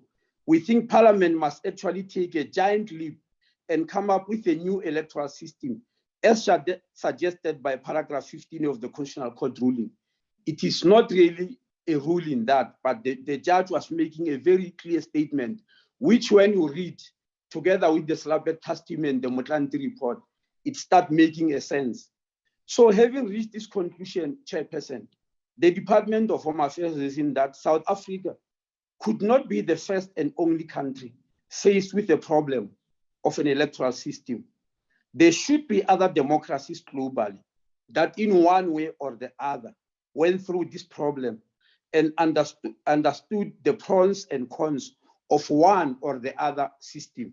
So for that reason, the Department of Home Affairs went into a deep study and did the following. We studied countries around the globe who are using a single member constituency and first past the post method, something called first past the post, whereby whoever wins in a constituency, regardless of whether you win by 20% or 30%, as long as you are number one, you are the one who are elected, and it's called first past the post. We studied 4 countries who are using that method. What is their pros? What is their cons? What is the problems? What are the weaknesses? What are the strengths? We then went to study the mixed electoral system, which is called mixed member proportional representative system. And 2 countries were so studied. We then went to study the third type of countries, which are using what is called a closed list system or a party list system. And only 1 country was looked thoroughly into on the issue of party list system. Then number 4, we went to study what they call preferential list systems and PR single transferable vote or STM, which is a variant, not variant, variant of proportional representation. And 3 countries were studied thoroughly who are using this type of system. Then we came to our continent. In the African continent, because we are one of the youngest democracies, only been 26 years old. They are democracies that are more than 50 years old. What type of systems have they used? Are they using? What have they gone through to? And so we chose 5 countries on the African continent. We chose those who are Francophone countries, and we chose those which are Anglophone, and we tried to include countries within SADC and the AU when we selected these 5 and studied them thoroughly and looked at their problems. Now, armed with this information, the Department of Home Affairs drafted the policy document which must guide the country. The policy document deals with the choices that South Africa must have under the circumstances which we have already mentioned. It also poses the question, are there any major legislative and unforeseen amendment that needs to be done in line with the Constitutional Court ruling? That is the question that the policy is posing. But in the meantime, Chairperson, we have realized when we developed the committee that the obvious acts that are needing amendments are the following. And coincidentally, when I looked at the Honorable Lekota's document, I found that there is some bit of overlap on some of the legislations that will need to be amended in the course of this work. The first one is the Electoral Act 73 of 1998. This one clearly is the principal act to be amended in terms of the directive and the instruction of the Constitutional Court. But then there are legislation which this amendment, as defined by Constitutional Court, there are legislation that then will need what we call consequential amendments. Number one, put as number A there. The Public Funding of Represented Political Parties Act 103 of 1997 will need to be amended. Number B there, the Electoral Commissions Act of 1996, the act that establishes the existence of the IEC itself will need to be amended. At the local government level, the Municipal Demarcation Act 27 of 1998 will need to be amended. And then the Political Party Funding Act number 6 of 2018, which comes into effect by directive from the president on the 1st of April, even if it comes into effect for the purpose of this issue of independent candidates and the Constitutional Court ruling, we need to go back and amend it. So these are the acts that are very obvious, but we believe some are still going to be identified, Chairperson. So the progress to date, after having drafted this policy, as I've said, based on the studies of other countries and based on the other previous report, this policy was presented to the technical team of the Justice, Crime Prevention and Security Cluster on the 25th of November 2020. This is normal practice, Chairperson, when you take something to Cabinet. Cabinet has ruled that it must be thoroughly discussed by clusters before it even goes to Cabinet Committee. So the technical cluster has discussed it on the 25th of November. Now the policy is due to be represented to political principals of these clusters. That means the ministers, which means the Minister of DERCO, the Minister of Justice, the Minister of Defense, the Minister of State Security, the Minister of Home Affairs, I think I've mentioned, the Minister of Police. In this committee that is co-chaired by the Minister of Police and the Minister of Defense, a special meeting is going to be called today, because in the previous meetings, they said they had other agenda items and they regard this item to be so serious that it needs special attention. And I was promised that sometimes this week, that special session will be called, whereby I'll open that policy officially to them. And then from there, after that policy will have been discussed by these ministers, it will then go to a joint cabinet committee. That means a joint cabinet committee of all the cabinet committees of government. That means not only the crime and prevention cabinet committee, not only the governance, not only the social, not only the economic, but all cabinet committees, because it affects them. In a meeting that will be chaired by the president or the deputy president, And that is most likely to take place in the next 2 weeks, depending on whether the cluster ministers will have met this week as promised. Then it will finally be taken to cabinet for final approval. And we believe that is likely to happen in the second week of March. After this, it will then be ready for parliament. We'll then present to you in the same manner as Honorable Lekota has presented this 85-page document to you. We'll do the same only after cabinet has finally approved it. In the meantime, Chairperson, Home Affairs is setting up a multidisciplinary team to start looking at the amendments of the Act mentioned above and other issues. We are putting a multidisciplinary team because we have concluded that the work that is awaiting us is not only a legal matter, it's also a matter of political science, it's also a matter of social science, it's a matter of architects who know electoral systems and have gone through them all over the world. We are putting such a committee. The committee will also act as a technical team to implement the various proposals that may come along when the policy and the bill are being discussed. For instance, we have heard that from Honorable Chabane, that there's a likelihood of a workshop of all political parties. That workshop will come with certain technical and legal issues and social issues that needs to be looked at. That multidisciplinary committee, it will go through them for processing and for making sure that they implement what the political parties will have implemented. I'll stop here, Chairperson. Unfortunately, as I said, before the policy that we have developed is seen and adopted by Cabinet, I won't be able to put it in front of this committee. I'll do so immediately they've approved it. Thank you very much. Good. Thank you, Honorable Minister. Honorable Lekota, over to you.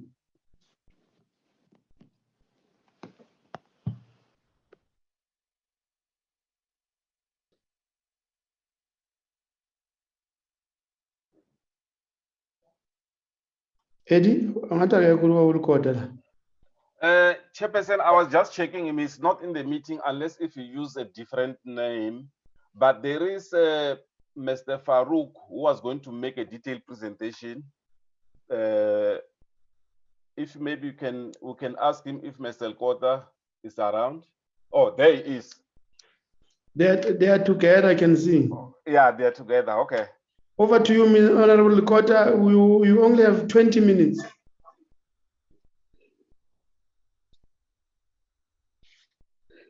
Over to you, veteran.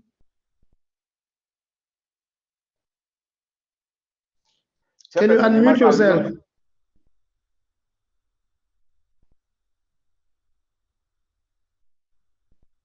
Okay. Can you hear me now? That's correct. Yes, thanks, yeah. Well, thank you, Chairperson.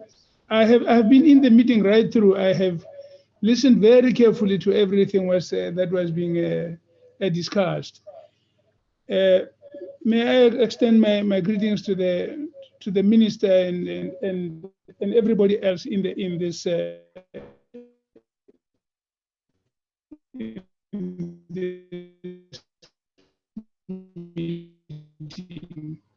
I must you, Chair, has said to the House and what the committee has dealt with, and I would like to add our voice and our commitment to a close cooperation with all the work that has been indicated both by the minister, by yourself, the minister, and so on. A Chairperson, I had intended to make a short, and I'm still going to make a very short presentation because my colleague, Comrade Farouk, will do the detailed input, and I don't want to take too much time so that he has as much time as is possible. I'm very sad that members got our presentation late, and that they have not been able to study everything. I'd like to can we improve this? Because I'm just there, I don't see what's happening there. Okay. A chairperson, I had intended as an opening statement just to say to the committee and everybody, this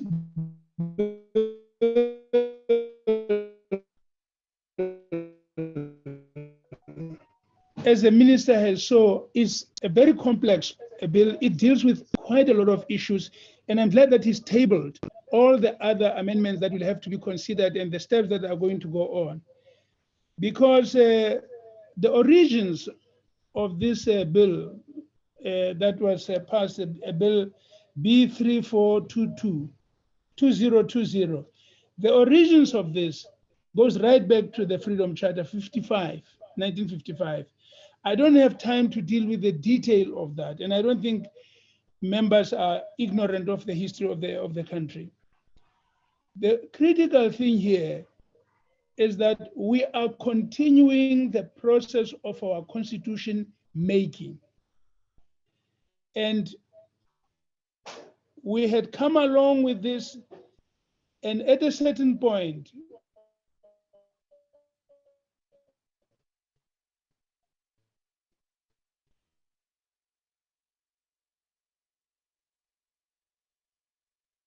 we seem to have veered away from drive. And one see that if you go back to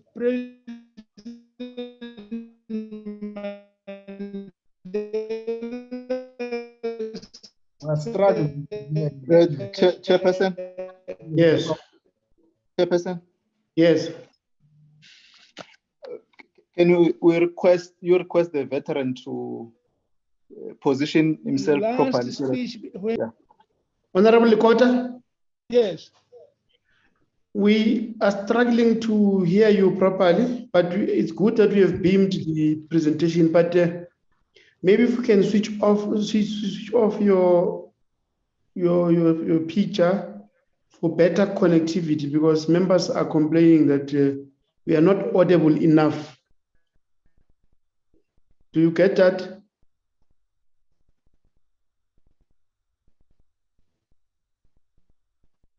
Honorable Lekota? Okay. Can you hear me? Can you hear me now? Can you switch off your video so that for better connectivity? Yeah, we are busy with that, yeah. Proceed in the meantime, but we are struggling with hearing you properly.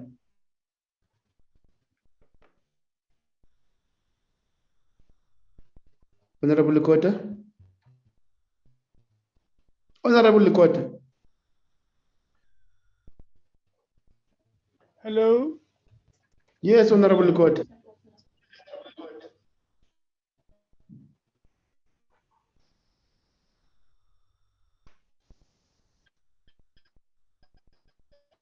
Hello. Chair, you must investigate who's sabotaging Honorable Lekota. Yeah, I think hello. Hello, Honorable Lekota. I'm talking there now. Yeah, I'm struggling to. I'm trying to get this done. Okay. All right. Let's see. There's an allegation that you are being sabotaged. Yeah, I think it's correct. I think it's correct. I have tasked Honorable Mugina to investigate that sabotage.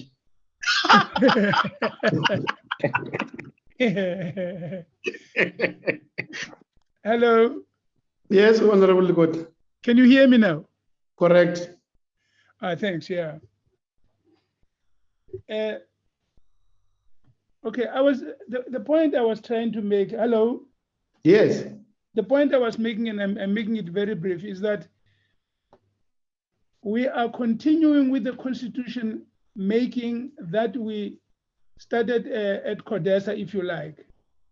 And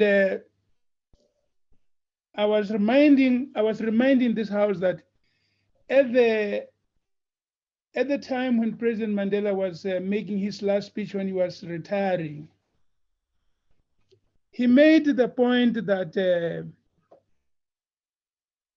we seemed to have forgotten the work or the direction in which we are going. But he says that we became very lackadaisical with our work. He says, but even as we do so, in other words, taking pride in what we had achieved and so on, we do need to re-examine our electoral system so as to improve the nature of our relationship as public representatives with the voters.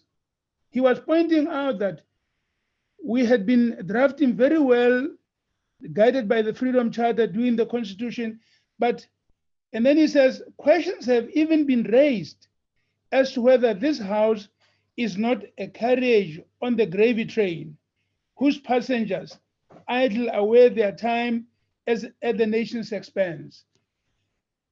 And the point he was making was that it was urgent. We must pursue this work with urgency. We cannot allow ourselves to neglect it. I think a look at our history will show that when President Mbeki had followed him, the Slabert Electoral Task Team was set up, I think, in an attempt to take this job forward. 3 years later,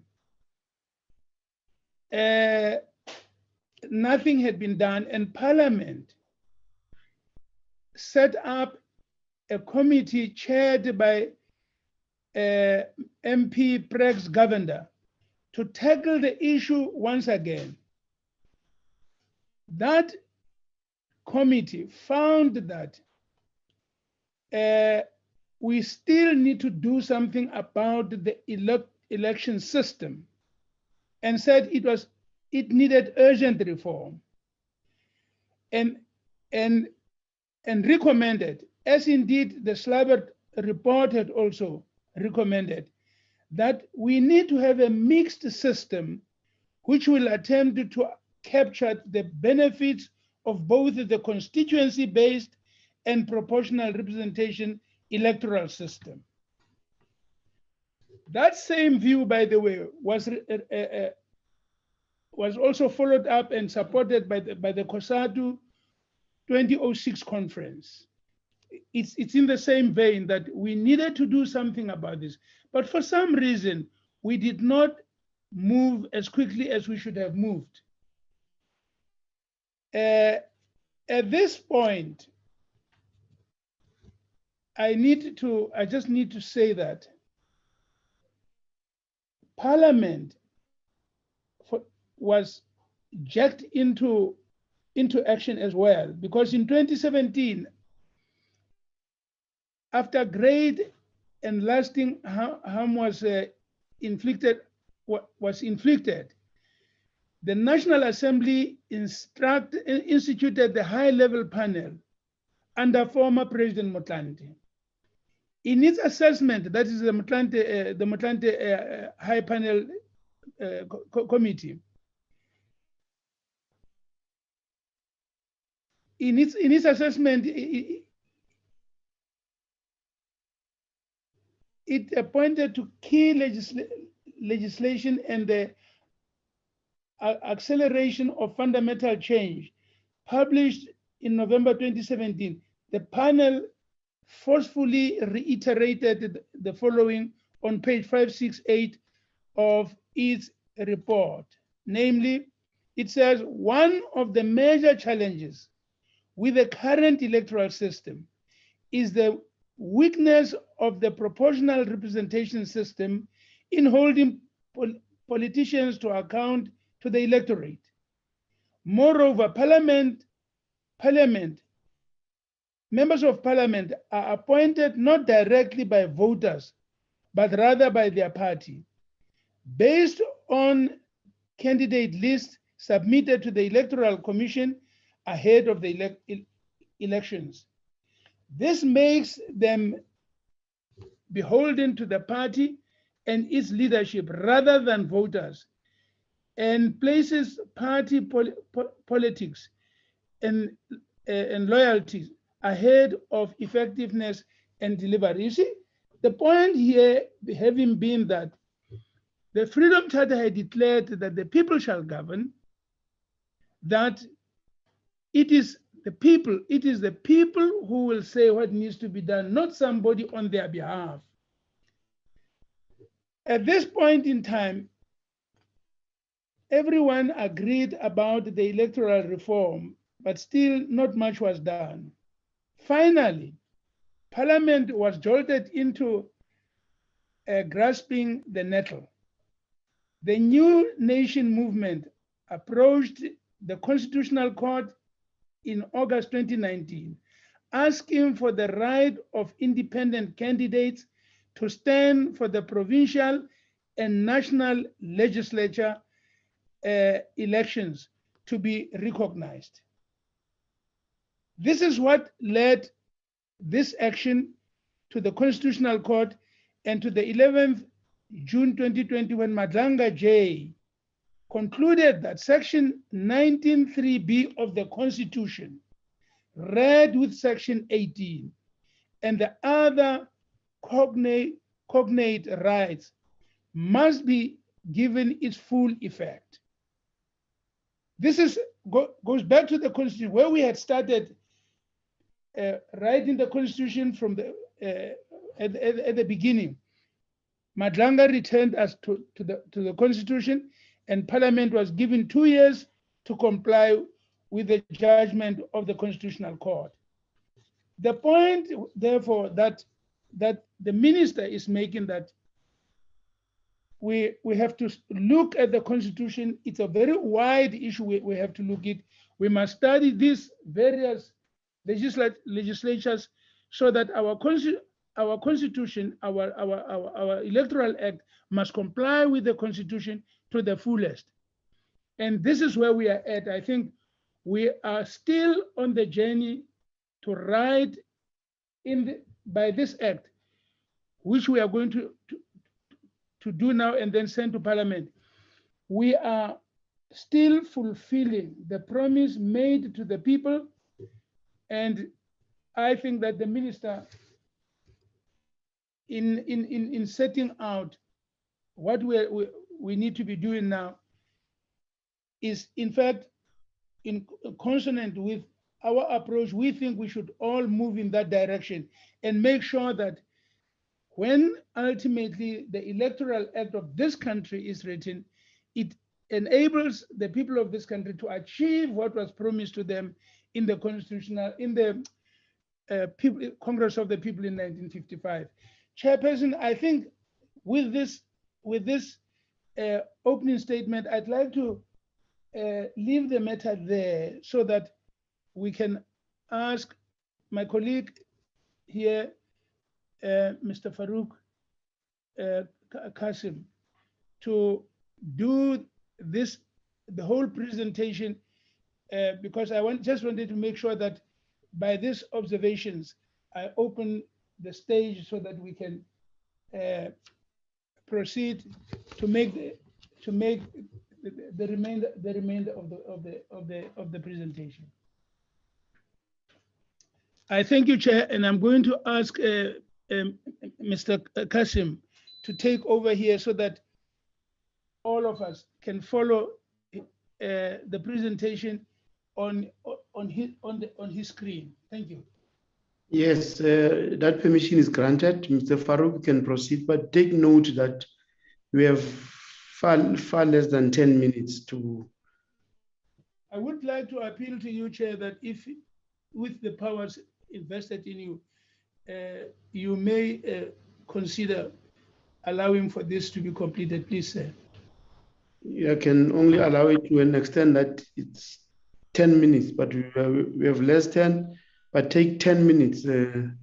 Thank you very much, Honorable Chair and Honorable Members of Parliament.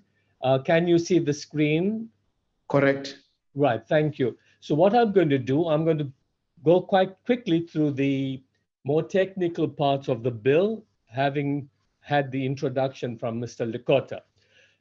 Now, as the minister pointed out, this work required putting together and welding together three different components. One was the constitutional, the other was the social, and the third was the political. So we began with hundreds and hundreds of hours of work researching, as the minister and his team did, other different systems of election in other countries.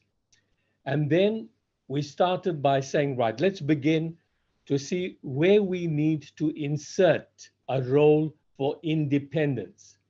And so the first part of our presentation, as you will see here, the independent candidates, and this shows what needed to be done in order to incorporate them into the electoral law. The departure was we wanted somehow to make a connection between voters and the independent candidates. In a country like England, they have what is called surgeries, where members of parliament meet with constituents to deal with the problems of their area. And if we were going to have candidates who are going to be elected, who again did not, as it were, come from communities and work closely with communities, there was always going to be a problem.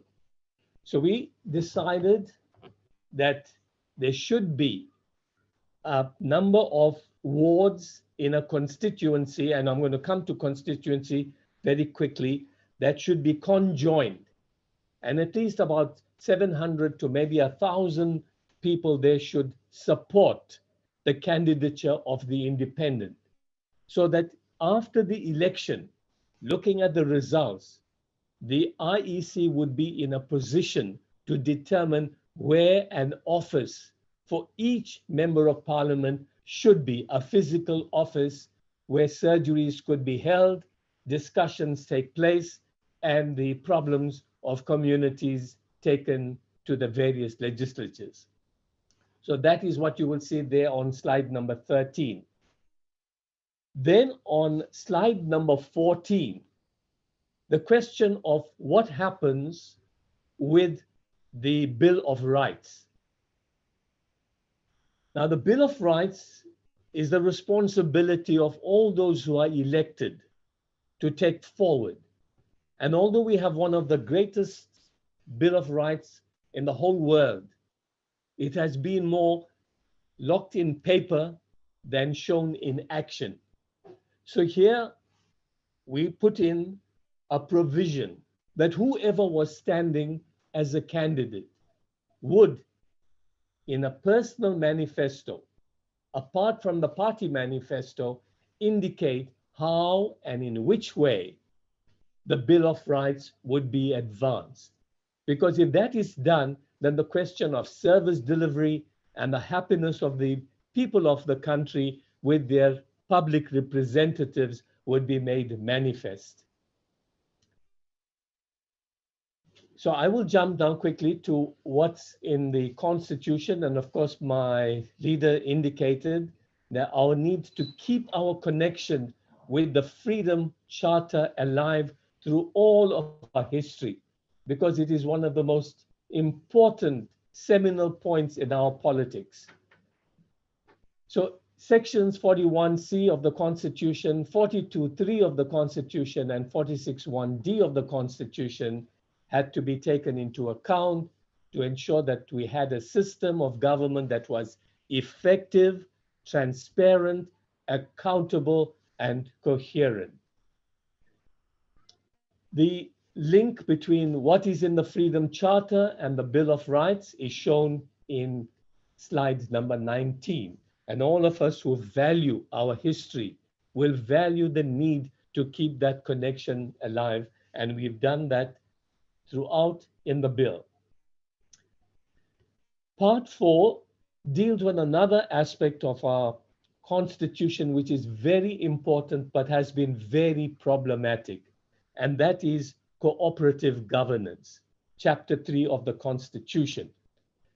Right now, as a councillor in the city of Cape Town, I can tell you that the metro is not working, that there are many other problems of energy and so on. And these problems stem from the fact that there is no proper connection amongst the three spheres of government.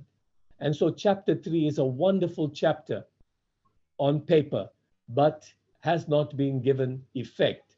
So we have now we've brought that into the bill. In slide number 22, the Minister, Kusizana Zuma, spoke about Cabinet's development of what is called the district development model, where she and the government and the cabinet once again to have one district, one plan, one budget for each of the 44 districts and 8 metros. So what we have been doing is quite consonant with what cabinet wants done, and you will see this on slide number 22. So just to sum up quickly now for the first part, what are the salient features of what is in this draft bill? We have proposed 52 multi-member constituencies because there are 52 district governments and metros in South Africa. This is wall to wall. So we will not need to go back and look at how to create constituencies. The fact that there are 52 districts that are already defined wall to wall enables us to jump off from that point. The question of the open list PR system to replace the closed list in order to make public representatives accountable and to allow people a greater say in the governance of South Africa. The voters will have the right to rank candidates. So parties will make a list, parties will present the list, but voters will not vote for the party per se, but they will choose the candidate from a party's list that they wish to give their vote to. So then the PR system will kick into effect on the basis that the candidate who makes the cut, that is, who makes the quota, will then be able to pass the surplus votes to the next candidate on that party's list. So the PR system will work as the Constitution requires, but voters will have the chance to be able to choose the candidate they want to vote for. The constituencies, I'm going to come to it very, very quickly. And we are going to look at also the need for electronic voting, because we live now in the 4th industrial revolution. Countries are moving, even our neighbor Namibia has moved to an electronic voting system, and the IEC should be given the go-ahead to investigate what is suitable, what is feasible, what is cost-effective. So now we come to the Van Zyl wanted 69 constituencies, but things have moved on. Here's the map which shows the 44 district municipalities and the 8 metros. And if we were to take Western Cape just as an example, now this is what would happen. There would be 6 constituencies. One would be West Coast, then you would have Cape Winelands, Central Karoo, Overberg, Garden Route, Cape Town Metro. So each would be then a constituency. And what do we mean by multi-member? Some constituencies, like for example, the Metro, could have as many as say 22 MPs, whereas Garden Route could have 6 MPs and 6 MPLs. So that is what we mean by multi-member. So besides substitution, we have inserted certain items into the Electoral Act that exists at the moment, and that is shown in slide number 28, 29, 30, 31, and we go to 32.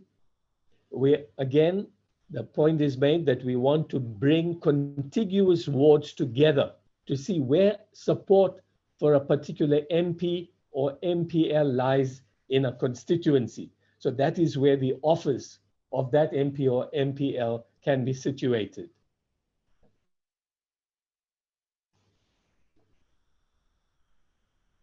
Then these are all the insertions that we have put in. So you can then follow where substitution took place and where insertions took place. So now we come to the question of voting. Because of the fact that there are so many constituencies and so many people could be participating in the election, now we don't want a situation as in the Congo Republic, where you could have maybe 50 or 60 or 70 ballot pages. That would complicate the situation very much. So we have done what is being done in a number of countries, chosen to simply give voters a card, one for the provincial legislature, one for the constituency to the National Assembly, and one from the national to the national. So there will be 3 cards, and all that voters will need to do is to write in the number of the candidate that they are voting for in respect of each segment of the election. So this is all spelled out here. On page 41, the ballot card to replace ballot paper. So it will save on paper. It will make the situation, the system a lot simpler, and it will, of course, greatly assist with the counting of votes speedily, quickly, and accurately. Now, there are countries that are using voting technology. A country like Brazil is now planning to go entirely on the internet and even do away with voting machines. So we will have to make a start somewhere, and we've indicated some of what our research has shown.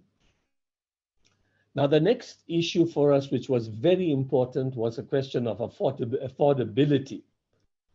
As you will see here in this graph, the budget of the government is in trouble because revenue, the black line, this is the black line, shows that it is falling, but the borrowing is rising and rising to an unsustainable level.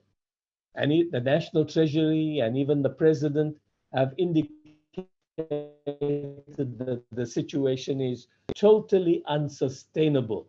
As you will see here, the present debt of the state is 3.756 trillion rand. The daily interest on that is 527 million per day and rising fast. So over $500 million is going in interest payment. This is not sustainable. So what we decided to do was to look at, can we reduce the size of government? And the Constitution allows for this. On page 48, the National Assembly can have a minimum of 350 seats and a maximum of 400.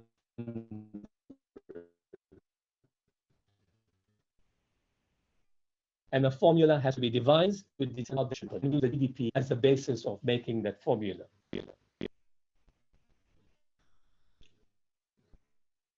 Now, in respect of the provincial legislature, the Constitution requires that the provincial legislature should be between 30 and 80 members. Now, we have reduced the number of MPLs from 430 to 300.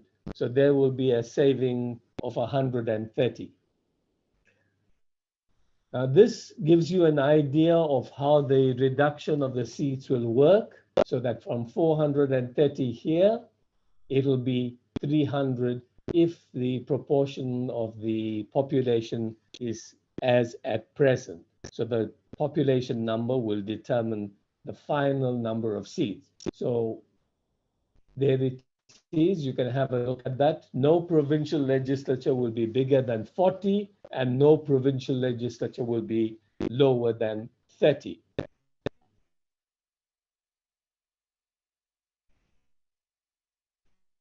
So the droop quota, which is being used currently, will still be used because we want an outcome that in the end will be fully proportional. And that gives an idea of how that will work. So now we come to the open list system. So in the open list system, the defining feature is this, that voters can vote first for the individual in a party and thereby vote for the party. So they get the best of two worlds. They get the individual that they would like to be their MP or MPL, and they get the party that that particular MP or MPL belongs to, if that person is not an independent candidate. So the single transferable vote will apply in that no vote will be lost. The candidate who surpasses the quota will be able then to pass the balance of those votes to the next person on his party's list.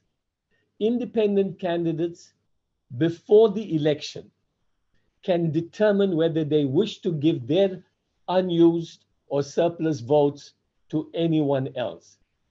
Now, this will be determined on the basis whether they share ideologies, commonalities, or if they have anything in common. If they don't want to do it, then it goes back into the common pool, and the registered parties will benefit from the surplus votes or unused votes if the candidate does not make the quota.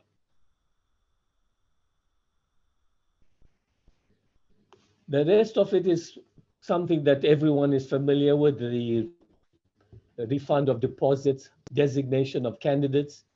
On page 76, we make provision for at least 33% of candidates nominated should be women. You may argue that this may be higher, and of course, that can be easily dealt with depending on the sentiment that prevails within our country. But we think that it should never be less than 33%. That should be the minimum. If we can attain a much higher goal, that would be very, very good indeed. Now, if we look at the voting in South Africa, as you see the black line, it is declining. In other countries, it's not as bad. And all of us, every single person who is a member of parliament, should seriously be worried about the fact that to allow our democracy to have credence and credibility, it has to have the support of the majority. But as you will see here, more people in South Africa do not vote in an election than do. Now, there are 19.7 million voters who did not vote in the last election. 17.6 million did. Now, for it to be a genuine democracy, we need a buy-in from the majority of voters in South Africa. They must believe in it. They must believe that this is the way in which they can have a better life. So if we can do it together, and as the minister pointed out, he and his team, that's one stream that's working on ideas. Mr. Lekota and his team, we have put in hundreds and hundreds of hours. We've been another stream, and possibly there are other streams. If all of these come together and there is a confluence, then indeed we will be able to build an electoral system that will be the envy of the continent and of the world. So on behalf of all the people who worked on the draft bill, we need to express our appreciation. A special word of thanks to Dr. Michael Louis for the financial and legal support he brought to this work, which otherwise would never have materialized. And I want to share with you, in concluding, the picture as I remember it when I stood as Member of Parliament in 1994. This was it, and I was there, and the excitement was palpable. It was something that really charged the country, and the whole world felt the excitement that South Africa felt. Whatever happens, we must never let that excitement die. We must revive it. Chair and honorable members, thank you very much.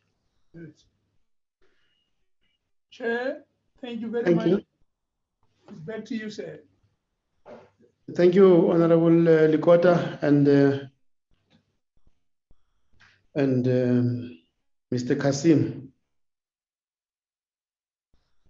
Yeah, As you note, members, when we started off, there was just a big complaint that all the presentations arrived very late. They did not comply with the 48-hour notice in terms of the rules of Parliament. And it's a very brilliant presentation, Mr. Lekota, I must say. I'm looking at my time. I'm left with about 15 minutes.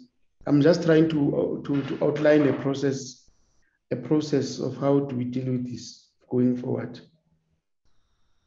But it is a very beautiful presentation. We were trying to respond to what the Constitutional Court has given as a directive to Parliament.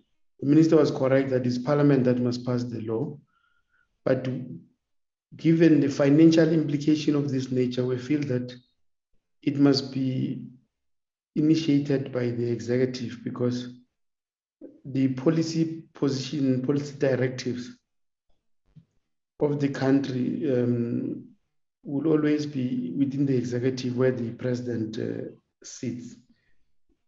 So the Constitutional Court had declared the Electoral Act 73 of 1998 unconstitutional to an extent that it does not allow individuals to participate in the provincial and the national sphere of government. And I must say that in the local sphere, there is a wide range participation of independence. And I think I, for one, have learned a lot from the presentation of Mr. Lekota and the presentation of the minister. We are running out of time, so I'm of the view that we need to get enough time for members to reflect on what has been presented fully by the minister and by Mr. Lekota. But in the meantime, we've got to allow or firm up the roadmap that we need to take in terms of adhering to what the Constitutional Court says. But I must say that as the committee, we are just in full support of the implementation of the Constitutional Court directive.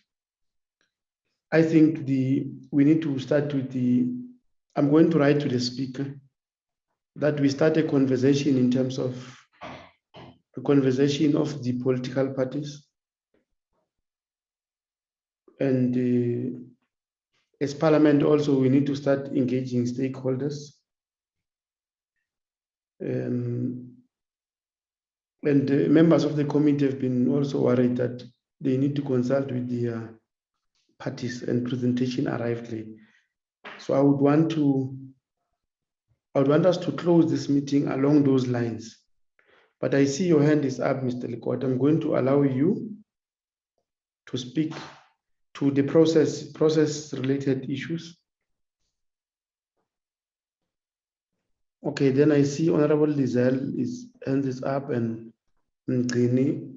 Then I'll allow Chabane. I don't know who else. Then I'll give to Honorable Deputy Minister Nzunza, and then the Minister. So that I want us to wrap up on the process that need to follow, because I don't want us to rush into this. So we'll be making a lot of mistakes, and we need a fuller conversation as members with regard to what Honorable Lekota and the Minister have raised, so that we also benefit members of the public who may want to, after we've debated ourselves, will want to give us some inputs, because this is the beginning of a long road of legislative drafting by Parliament. And I don't want us to use only this remaining 8 minutes to conflate this presentation. They are all properly on record now. Honorable Lizelle. Okay, sorry, Honorable Lekota first. Just unmute.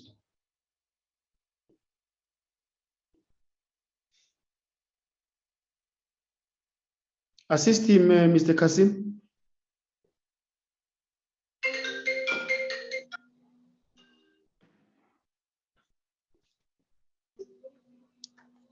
Thank you, Chairperson. I've noted Honorable Lekota. Okay.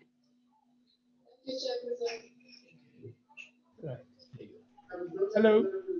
Hello. Yes, proceed. Proceed, you don't have time. No, not to take much of your time. I just wanted to say, sir, we just want to indicate to you, especially in the light of the complaints of time, that we want to make ourselves available to be part of any workshop type of setup where we can respond and discuss this, just to make up for the time that we should have also made up for today. We are at your disposal, sir. Thank you. What did you say, Mr. Lekota?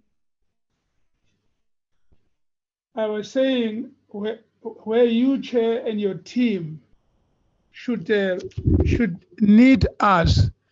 We are available with our team to be available to help, to participate in any workshop type work and so on, just to make up for some of the time that we have lost. Thank you.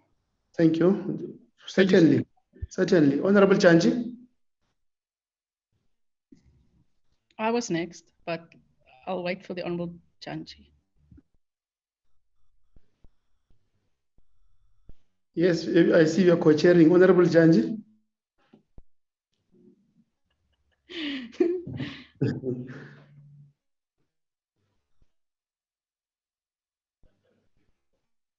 Chanji's hand was up here, he's no longer here. Honorable Lizelle, proceed. Thank you very much, Chairperson. No, I wanted to just take the opportunity to thank the Honourable Lekota for the immense work that went into his private members' bill. I think we do really appreciate his guidance and the hard work and the many hours that went into this private members' bill. As you said, Chairperson, in your introduction, this private members' bill came after the ruling of the Constitutional Court. And so while we as a committee definitely declare Mr. Lekota's private members' bill desirable, it does now become the function of the executive of cabinet and ultimately parliament to make the changes. I would like to say that I support the idea of a workshop, which you will initiate through the speaker. I think it's important that we all come together and brainstorm on this issue.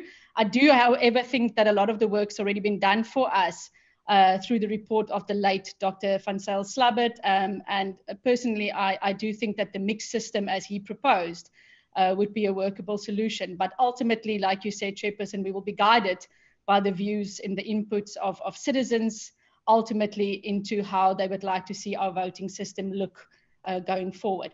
But also at some point, Chairperson, we will need to get clear timeframes and a roadmap from the Minister in terms of how he sees this process unfolding so that we can meet that June 22 court date. But finally, Chairperson, before I step off these issues, I wanted to quickly just ask your indulgence to say that if it is the view of our committee with regards to the issues that we discussed earlier, that we would like to have an investigation into the alleged illegal permits that were issued to the Royal Bafokeng mining groups, that we extend that investigation, Chairperson, to look further into the operations of the immigration services of the Department of Home Affairs, that we look at how the inspectorate works, whether it's got adequate capacity, that we possibly look at a snapshot of all work permits and whether they were issued lawfully or not. And that, Chairperson, that we have a type of investigation that we had at a parliamentary level into the workings of the SABC. That we have something similar over 2 or 3 days, that we look at the extent of corruption within the department, because I think the issuing of illegal work permits is probably a symptom of a much greater problem within the department. And that we extend, yesterday, Chairperson, you would have heard that the Public Protector said that she recommends that remedial steps be taken against current Home Affairs officials that granted illegally the naturalization permits of the Guptas. So our investigation must focus on that as well. We must look at the asylum seeker management system. What is the status quo? We need to look into the workings of the Refugee Appeals Board and the Standing Committee. That we call to that meeting, Chairperson, the Department of Small Business Development and the Department of Labour, that we need to understand what are they doing in terms of the employment of illegal foreign nationals, and that we also get a report then on the Bushiri escape and the current situation at Maitland and Paint City refugee camps. But I'll put this proposal in writing to you, Chairperson, but I do think that we need to move as a committee to have a much broader investigation into the operations of the Immigration Inspectorate within the Department of Home Affairs, and that we get to grips with not only corruption, but with other issues as well, because I really do think that the issuing of the visas is only a symptom of a much greater problem, Chairperson. Thank you so much. Thank you, Lizelle, although you sneaked in that matter, but please write, let's write about it, just write to me about it. Let's take it up. But I'm happy we agree on the process, on the issue of what we're busy with now. Honorable Janji. Okay. There's only one co-chair in this committee, Honorable Janji. Thank you very much, Chair. I was just surprised by Lizelle telling the immigration meeting now. Chair, as a disciplined member of the committee, I'm going to take your cue and just be disciplined. I'm going to hold back on a number of issues that I wanted to raise, but perhaps just confine myself to a process that is going to take us to the next workshop. I think it's proper to add one's voice in appreciating and embracing the initiative of Honorable Lekota. We definitely share your premise, Veteran Lekota. The party that I come from has spoken about this matter in 2007 and 2012 in saying that we must retain what we have, but also we must have an openness to a mixed system that is based on evidence and research. So we've always been occupied by the issue. I immediately want to support you, Chairperson, about what you said up front. This workshop, this all-party workshop, all of us to come and converse, because in that workshop, we will not be rushed, both in our presentation and in our engagement. And I think that that is beginning to make an installment into and a deposit into our integrated roadmap. I think as we go there, there are just few issues of homework that I think one would like to raise with Mr. Lekota and everybody else. I think the first issue, Honorable Lekota, that you have raising here, myself coming from the ANC, you're asking us to lower a standard that is already there. The ANC is advocating and practicing 50-50% to have a gender equality. You're asking us to remove that and come to a 1/3. If I had time, I was going to remind you in 1991 in the conference in Westville, you were there in that conference where you fought about this 1/3 issue. But I don't have the time now, maybe when we get to the workshop. Secondly, Chair, for the homework, I think there's a misreading, Honorable Lekota, that the presentation is doing on this issue of this 19.7 million versus the 17 million. That it is not just automatic that those people are not voting because they are looking for independence. And I think here there's been a selecting of facts, because if you were to start from when the election started, you'll see a picture evolving, which is very different. Even worse when you go to local government, because in local government, which is the election where many people are not voting, you do have independence in local government, and yet you have this big number. So it can be, an assumption can be made that people are staying away because they want independence and the issues that you're raising. The next point, just as a homework that I want to raise, is in relation to this allocation of seat that you're putting, because you seem to base allocation of seat on registered voters. And I think that is very subjective and might be very skewed, because we serve both the population, both registered and unregistered. So it would not work to just want to allocate seat per registered voters, because some voters, there's voter suppression. But I will speak more about that. Then there are quite a number of other issues, Chair, that I will not raise, because I think I have a list of questions. All I wanted to say is that because of the time and the fact that document was sent late, we want to agree to a process that you must lead us into that workshop with the speaker, with clear timeframes, because what Mr. Lekota has presented here today is actually saying just what he's presented. If we're to unpack that work, Honorable Lekota, it goes beyond 2 years to just do that. So before we start, we're already beyond the 2-year allocation of the Concord, and the chair was saying we want to do things within that. So, and I'm not even speaking about some of the implications of the legislation and all of that. So these are the things that I think we are getting, but I will hold back, Chair, on the number of questions that I have that I needed to raise, but I thought I must just raise those things. But the key issue is for us in the next few weeks to conclude on this integrated roadmap, so that all of us, was Mr. Lekota's presentation is a practical deposit to that roadmap. And I think the minister has presented, we want to have that, and we're getting much clearer in terms of the road that we're taking. Last point, Chair, is there's the common premise we're moving from is found in the Constitution, both in the preamble and the founding provisions, which says we must build a united democratic South Africa, which is founded on non-racialism and non-sexism. And therefore, already your 1/3 issue is not stepping up to that common premise. Thank you very much, Chair, for the opportunity. Thank you. Honorable Mgini. Thank you. No, thank you very much, Chairperson. I won't be long also. One, let us note the presentation by Dr. Lekota. I would also agree with my other members that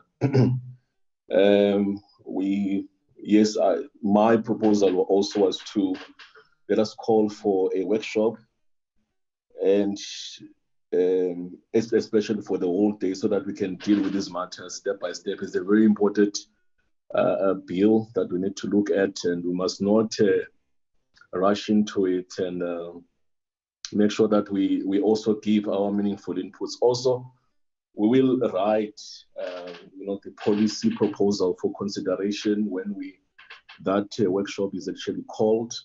And I'll propose, Chair, on that workshop also, let us get maybe from our researchers in the committee, maybe to do a research in terms of where this system has been used in the world as well. Maybe they can uncover, some more literature into this issue as well. I wanted also, I think one of the clarity I was actually struggling on, that you got on your presentation, was the proposal in terms of the constituencies, the constitution. How are those the constituencies going to be constituted?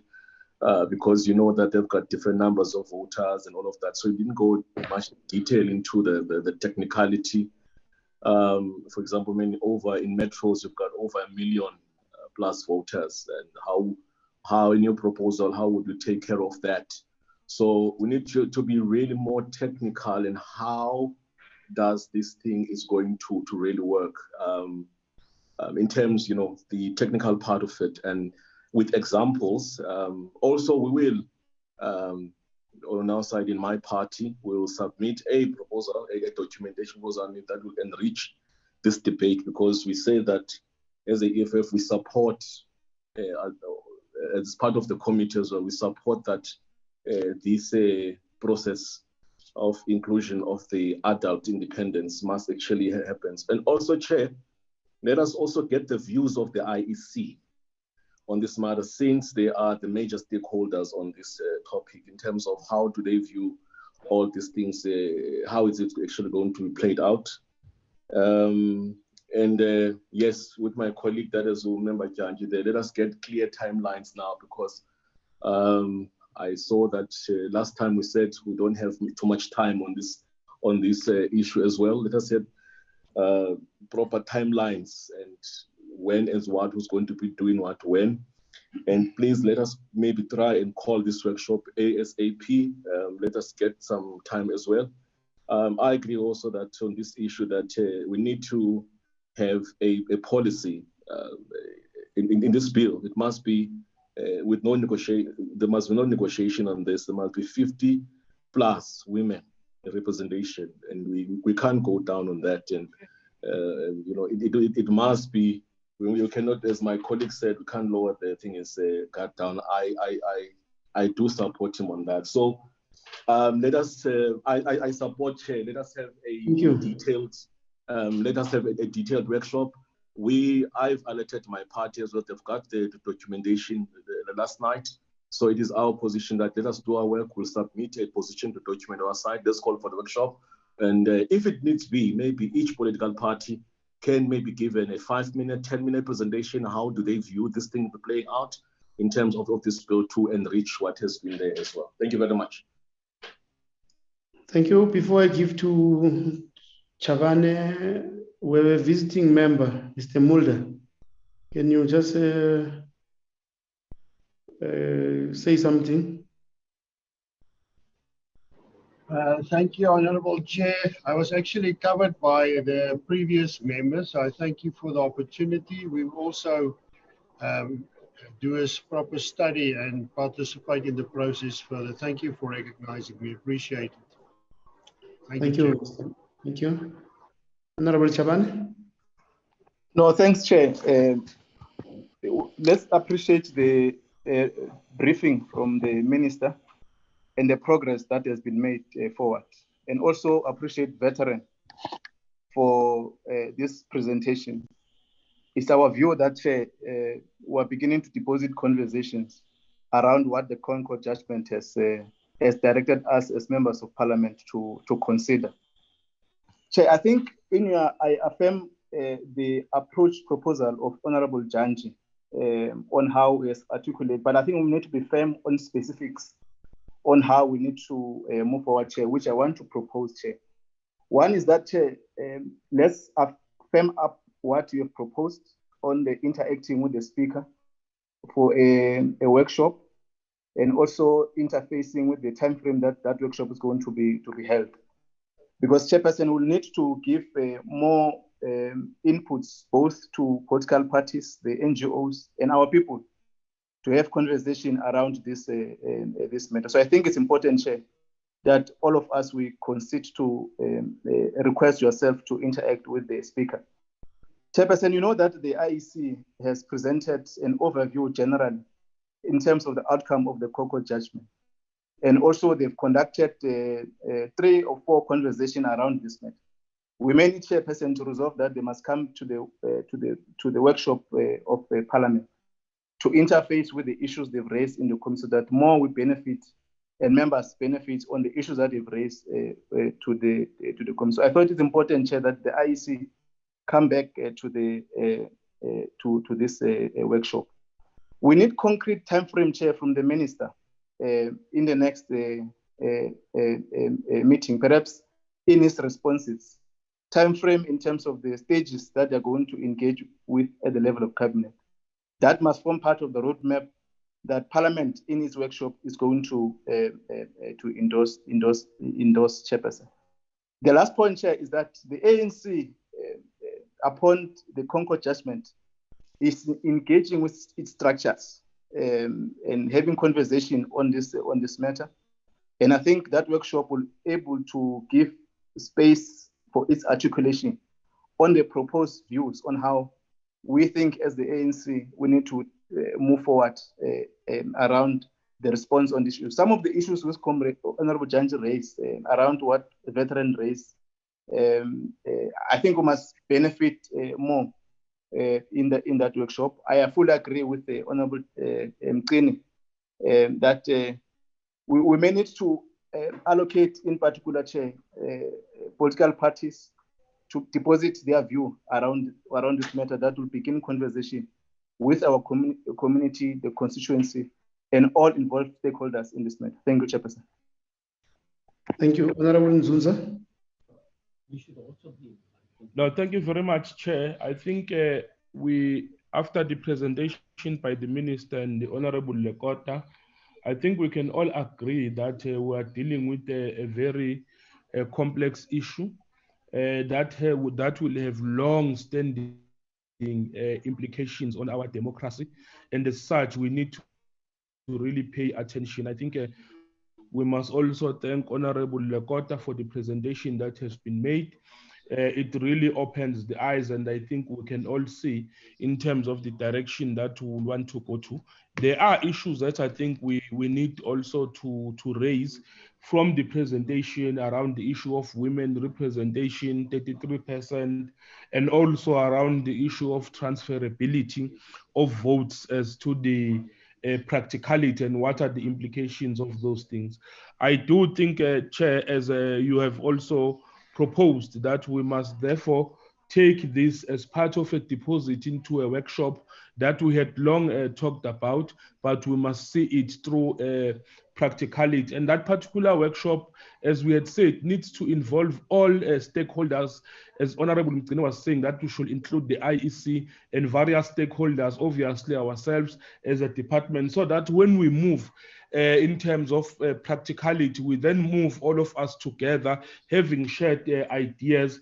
Yes, indeed, we will make sure that we continue with the processes of making sure that from the cabinet, the bill is then submitted through parliament for discussions. But all these preceding things must also happen for us to set the ball rolling. Thank you very much, Chair. Thank you. Honorable Minister. Thank you very much, Chairperson. I just want to mention one or three things. Three things, Chairperson. Firstly, I must say I'm happy to notice that we are at one. There are no contradictions between us. There is no grandstanding of party political position. We are at one that this work must go on. We need to implement the Constitutional Court judgment. But in so doing, I'm also happy that we are at one to realize that we don't need to stop there only, but we need a new and permanent electoral system. Actually, Chairperson, some of us believe if we don't go that way of a new electoral system, we are likely to have many more court cases, actually. Some are already lining up to go to the Constitutional Court. And so we must do this work such that the work of Parliament is no longer just ruled by what the Constitutional Court says, but what legislatures do best, to put up legislation and guide society, such that the court will only be there to interpret rather than lead the way. So that's the first thing I want to say. The second thing, Chairperson, is that I want to emphasize once more, and I'm happy that Honorable Lekota and his team also emphasizes the same. This is no simple job. It's quite complex. It needs a lot of thinking. It needs all of us to put our brains together in Parliament, in civil society, political parties, technical experts, and as I said, architects of social and political systems, lawyers, etc. It needs us to put our work together. We are faced with a very complex issue here. Lastly, Chairperson, I heard the message that we need to come up with timelines. I will try to push that from the cabinet side, even though I'm not in charge of cabinet processes. But I'll make sure that those people who are in charge understand what the committee has said today. And so that we'll be able to put the timelines. Thank you very much. Thank you very much, Minister, and thank you very much to everyone, members, and the IEC is keeping a close watch on whatever developments, and we appreciate that, and thank you very much, Mr. Machinini. You know, we're dealing with a very delicate process, members, and I'm happy the attitude and the vigor with which we want to deal with the matter. It's a very delicate matter because, you know, our forebears who started the Constitution itself who intended to see and to build a particular society. And at the center of that society was a non-racial, non-sexist, democratic, united, and a prosperous South Africa. So whatever endeavor and whatever contribution we are doing as either committees, stakeholders, we need to keep an eye on what our forebears wanted to build. And as we do either changes in the Constitution, Electoral Acts, and so on, we've got to keep an eye that what kind of society we really want to continue building, as our forebears have set the bar in building that particular society. Like the issue Comrade Janji is raising, we can't go back to 33% of women representation. Otherwise, we will be reversing the gains of our forebears. So we've got to be very careful, and that narrative, we've got to shoot it as soon as it just arises, because we have now as a country, at least at government level, clear that we're going 50-50. If we have to tamper with that, we must go to 60% of women representation. So it is the kind of society that our forebears wanted to build: non-racial, non-sexist, democratic, united, and prosperous. So whatever engagement, whatever deposit we want to do, let us not tamper with what our forebears wanted to. So I think I'm happy we're agreeing that we are going to write to the Speaker, requesting that we have this important workshop. It will be another deposit towards a conversation that we must have with our people, the citizens of South Africa, about what do we want to see and what do they also want to see, in line with the Constitutional Court judgment. So, but I think we're on the right route. We will take it from there. We have run the meeting later than what we expected to do. With those few words, I would like to thank everyone for the positive contribution. Thank you, Mr. Lekota, for your deposit. We are going to be dealing with it. I think it's there now in the public. We will expect everyone now to start to also comment on this one, but we're starting a meaningful conversation that is going to be another break in building our country. The meeting stays adjourned. Thank you very much. Chair, I just want to remind Honorable Lekota, he lost that debate in 1991 at that this one said. So he must not bring it back. You lost it there, with delegates there together. It was a Member Chanji, when you must wear proper. Everybody must come at 50%, not 1/3. You remember that Lekota? Yes. Chairperson, I would like to call an order to members.